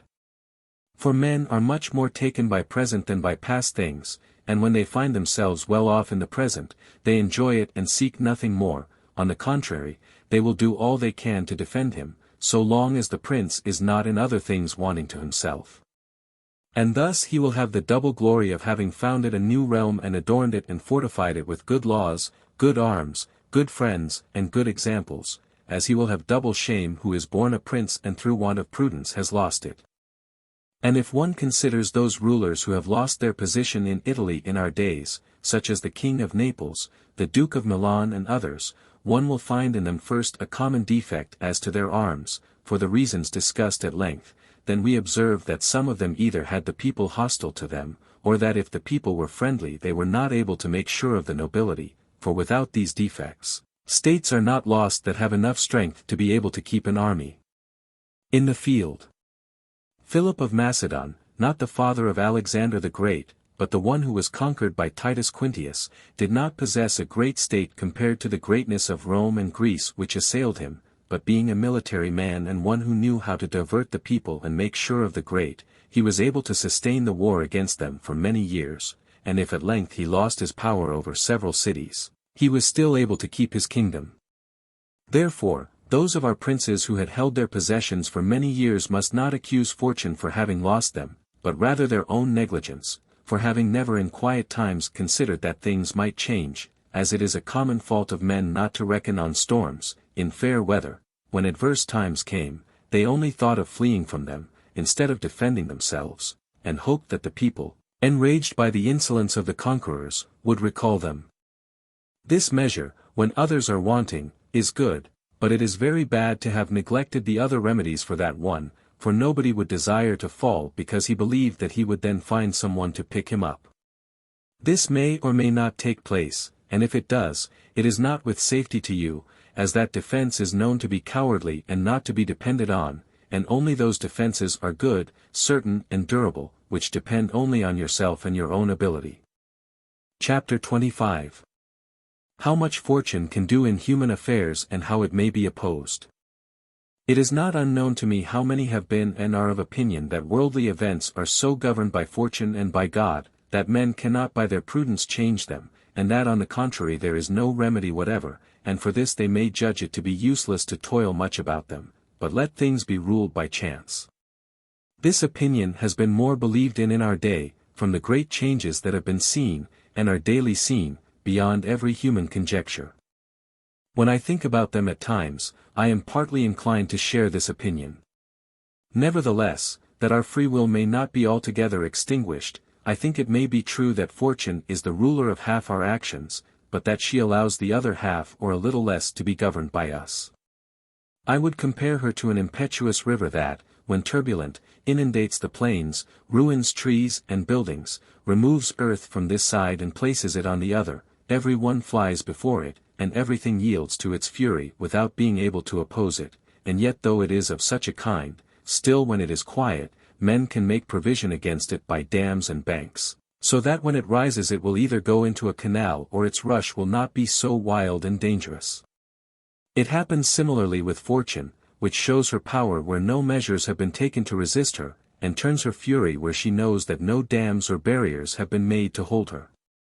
And if you regard Italy, which has been the seat of these changes, and who has given the impulse to them, you will see her to be a country without dams or barriers of any kind.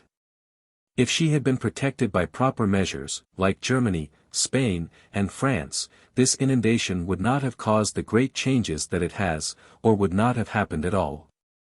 This must suffice as regards opposition to fortune in general. But limiting myself more to particular cases, I would point out how one sees a certain prince today fortunate and tomorrow ruined, without seeing that he has changed in character or otherwise. I believe this arises in the first place from the causes that we have already discussed at length, that is to say, because the prince who bases himself entirely on fortune is ruined when fortune varies. I also believe that he is happy whose mode of proceeding accords with the needs of the times, and similarly he is unfortunate whose mode of proceeding is opposed to the times. For one sees that men in those things which lead them to the aim that each one has in view, namely, glory and riches, proceed in various ways, one with circumspection, another with impetuosity, one by violence, another by cunning, one with patience, another with the reverse, and each by these diverse ways may arrive at his aim. Ryan Seacrest here. When you have a busy schedule, it's important to maximize your downtime. One of the best ways to do that is by going to ChumbaCasino.com. Chumba Casino has all your favorite social casino games like spin slots, bingo, and solitaire that you can play for free for a chance to redeem some serious prizes. So hop on to ChumbaCasino.com now and live the Chumba life. Sponsored by Chumba Casino. No purchase necessary. VGW Group. Void where prohibited by law. 21 plus. Terms and conditions apply.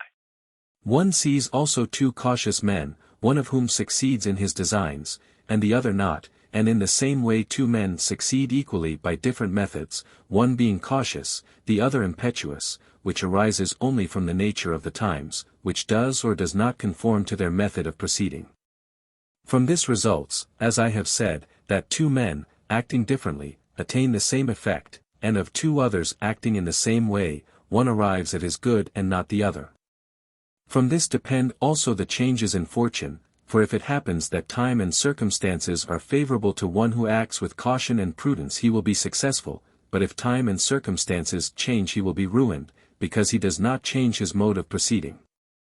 No man is found able to adapt himself to this, either because he cannot deviate from that to which his nature disposes him, or else because having always prospered by walking in one path, he cannot persuade himself that it is well to leave it, and therefore the cautious man, when it is time to act suddenly, does not know how to do so and is consequently ruined, for if one could change one's nature with time and circumstances, fortune would never change. Pope Julius II acted impetuously in everything he did and found the times and conditions so in conformity with that mode of proceeding, that he always obtained a good result. Consider the first war that he made against Bologna while Messer Giovanni Bentivogli was still living. The Venetians were not pleased with it, the King of Spain and likewise France had objections to this enterprise, notwithstanding which with his fierce and impetuous disposition he engaged personally in the expedition. This move caused both Spain and the Venetians to halt and hesitate, the latter through fear, the former through the desire to regain the entire kingdom of Naples.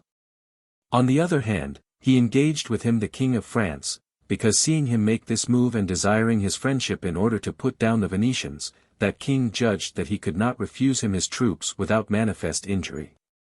Thus Julius by his impetuous move achieved what no other pontiff with the utmost human prudence would have succeeded in doing, because, if he had waited till all arrangements had been made and everything settled before leaving Rome, as any other pontiff would have done, it would never have taken place. For the King of France would have found 1,000 excuses, and the others would have inspired him with 1,000 fears. I will omit his other actions, which were all of this kind and which all succeeded well, and the shortness of his life did not suffer him to experience the contrary, for had time succeeded in which it was necessary to act with caution, his ruin would have resulted, for he would never have deviated from these methods to which his nature disposed him. I conclude then that fortune varying and men remaining fixed in their ways, they are successful so long as these ways conform to each other, but when they are opposed to each other then they are unsuccessful. I certainly think that it is better to be impetuous than cautious, for fortune is a woman, and it is necessary, if you wish to master her, to conquer her by force, and it can be seen that she lets herself be overcome by these rather than by those who proceed coldly. And therefore, like a woman, she is a friend to the young, because they are less cautious, fiercer, and master her with greater audacity. Chapter 26. Exhortation to liberate Italy from the barbarians. Having now considered all the things we have spoken of, and thought within myself whether at present the time was not propitious in Italy for a new prince, and if there was not a state of things which offered an opportunity to a prudent and capable man to introduce a new system that would do honor to himself and good to the mass of the people, it seems to me that so many things concur to favor a new ruler that I do not know of any time more fitting for such an enterprise. And if, as I said, it was necessary in order that the power of Moses should be displayed that the people of Israel should be slaves in Egypt, and to give scope for the greatness and courage of Cyrus that the Persians should be oppressed by the Medes, and to illustrate the preeminence of Theseus that the Athenians should be dispersed, so at the present time, in order that the might of an Italian genius might be recognized, it was necessary that Italy should be reduced to her present condition. And that she should be more enslaved than the Hebrews, more oppressed than the Persians, and more scattered than the Athenians, without a head, without order, beaten, despoiled, lacerated, and overrun, and that she should have suffered ruin of every kind. And although before now a spirit has been shown by some which gave hope that he might be appointed by God for her redemption, yet at the highest summit of his career he was thrown aside by fortune, so that now, almost lifeless, she awaits one who may heal her wounds and put a stop to the rapine and pillaging of Lombardy, to the rapacity and extortion in the kingdom and in Tuscany, and cure her of those sores which have long been festering. Behold how she prays God to send some one to redeem her from this barbarous cruelty and insolence. Behold her ready and willing to follow any standard if only there be some one to raise it. There is nothing now she can hope for but that your illustrious house may place itself at the head of this redemption, being by its power and fortune so exalted, and being favored by God and the Church, whose leadership it now occupies. Nor will this be very difficult to you, if you call to mind the actions and lives of the men I have named. And although those men were rare and marvelous, they were none the less men, and had each of them less occasion than the present, for their enterprise was not juster than this, nor easier, nor was God more their friend than he is yours. Here is a just cause, for that war is just which is necessary, and those arms are merciful where no hope exists save in them. Here is the greatest willingness, nor can there be great difficulty where there is great willingness, provided that the measures are adopted of those whom I have set before you as examples. Besides this, unexampled wonders have been seen here performed by God. The sea has been opened, a cloud has shown you the road, the rock has given forth water, manna has rained, and everything has contributed to your greatness, the remainder must be done by you. God will not do everything, in order not to deprive us of free will and the portion of the glory that falls to our lot. It is no marvel that none of the before-mentioned Italians have done that which it is to be hoped your illustrious house may do. And if in so many revolutions in Italy and so many warlike operations, it always seems as if the military capacity were extinct, this is because the ancient methods were not good, and no one has arisen who knew how to discover new ones. Nothing does so much honor to a newly risen man than the new laws and measures which he introduces. These things, when they are well based and have greatness in them, render him revered and admired, and there is not lacking scope in Italy for the introduction of every kind. Here there is great virtue in the members, if it were not wanting in the heads. Look how in duels and in councils of a few the Italians are superior in strength, dexterity, and intelligence.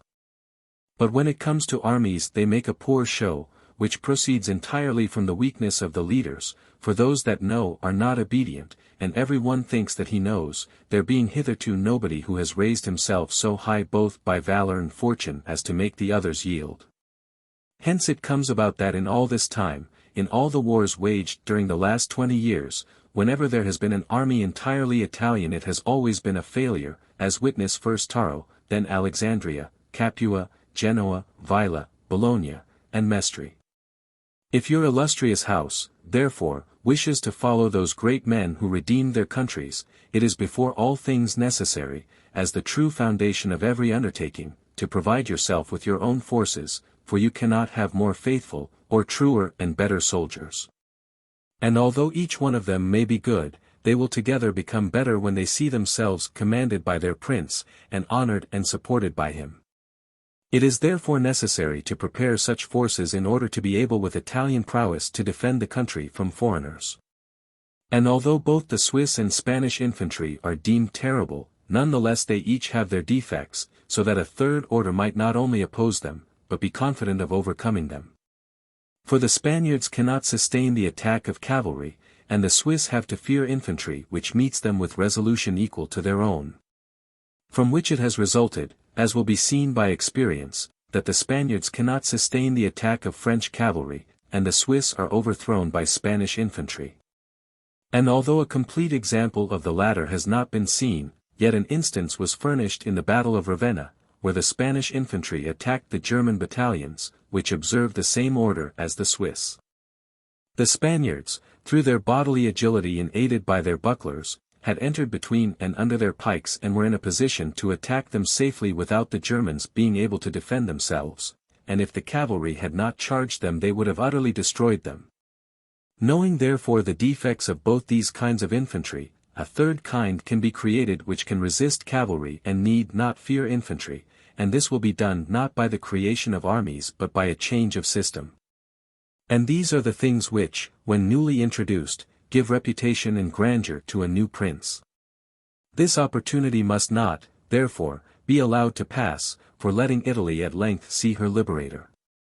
I cannot express the love with which he would be received in all those provinces which have suffered under these foreign invasions, with what thirst for vengeance, with what steadfast faith, with what love, with what grateful tears. What doors would be closed against him? What people would refuse him obedience? What envy could oppose him? What Italian would rebel against him? This barbarous domination stinks in the nostrils of every one. May your illustrious house therefore assume this task with that courage and those hopes which are inspired by a just cause, so that under its banner our fatherland may be raised up, and under its auspices be verified that saying of Petrarch. Valor against fell wrath will take up arms, and be the combat quickly sped. For, sure, the ancient worth, that in Italians stirs the heart, is not yet dead. The end. Ryan Seacrest here. When you have a busy schedule, it's important to maximize your downtime. One of the best ways to do that is by going to ChumbaCasino.com. Chumba Casino has all your favorite social casino games like spin slots, bingo, and solitaire that you can play for free for a chance to redeem some serious prizes. So hop on to ChumbaCasino.com now and live the Chumba life. Sponsored by Chumba Casino. No purchase necessary. VGW Group. Void where prohibited by law. 21 plus. Terms and conditions apply.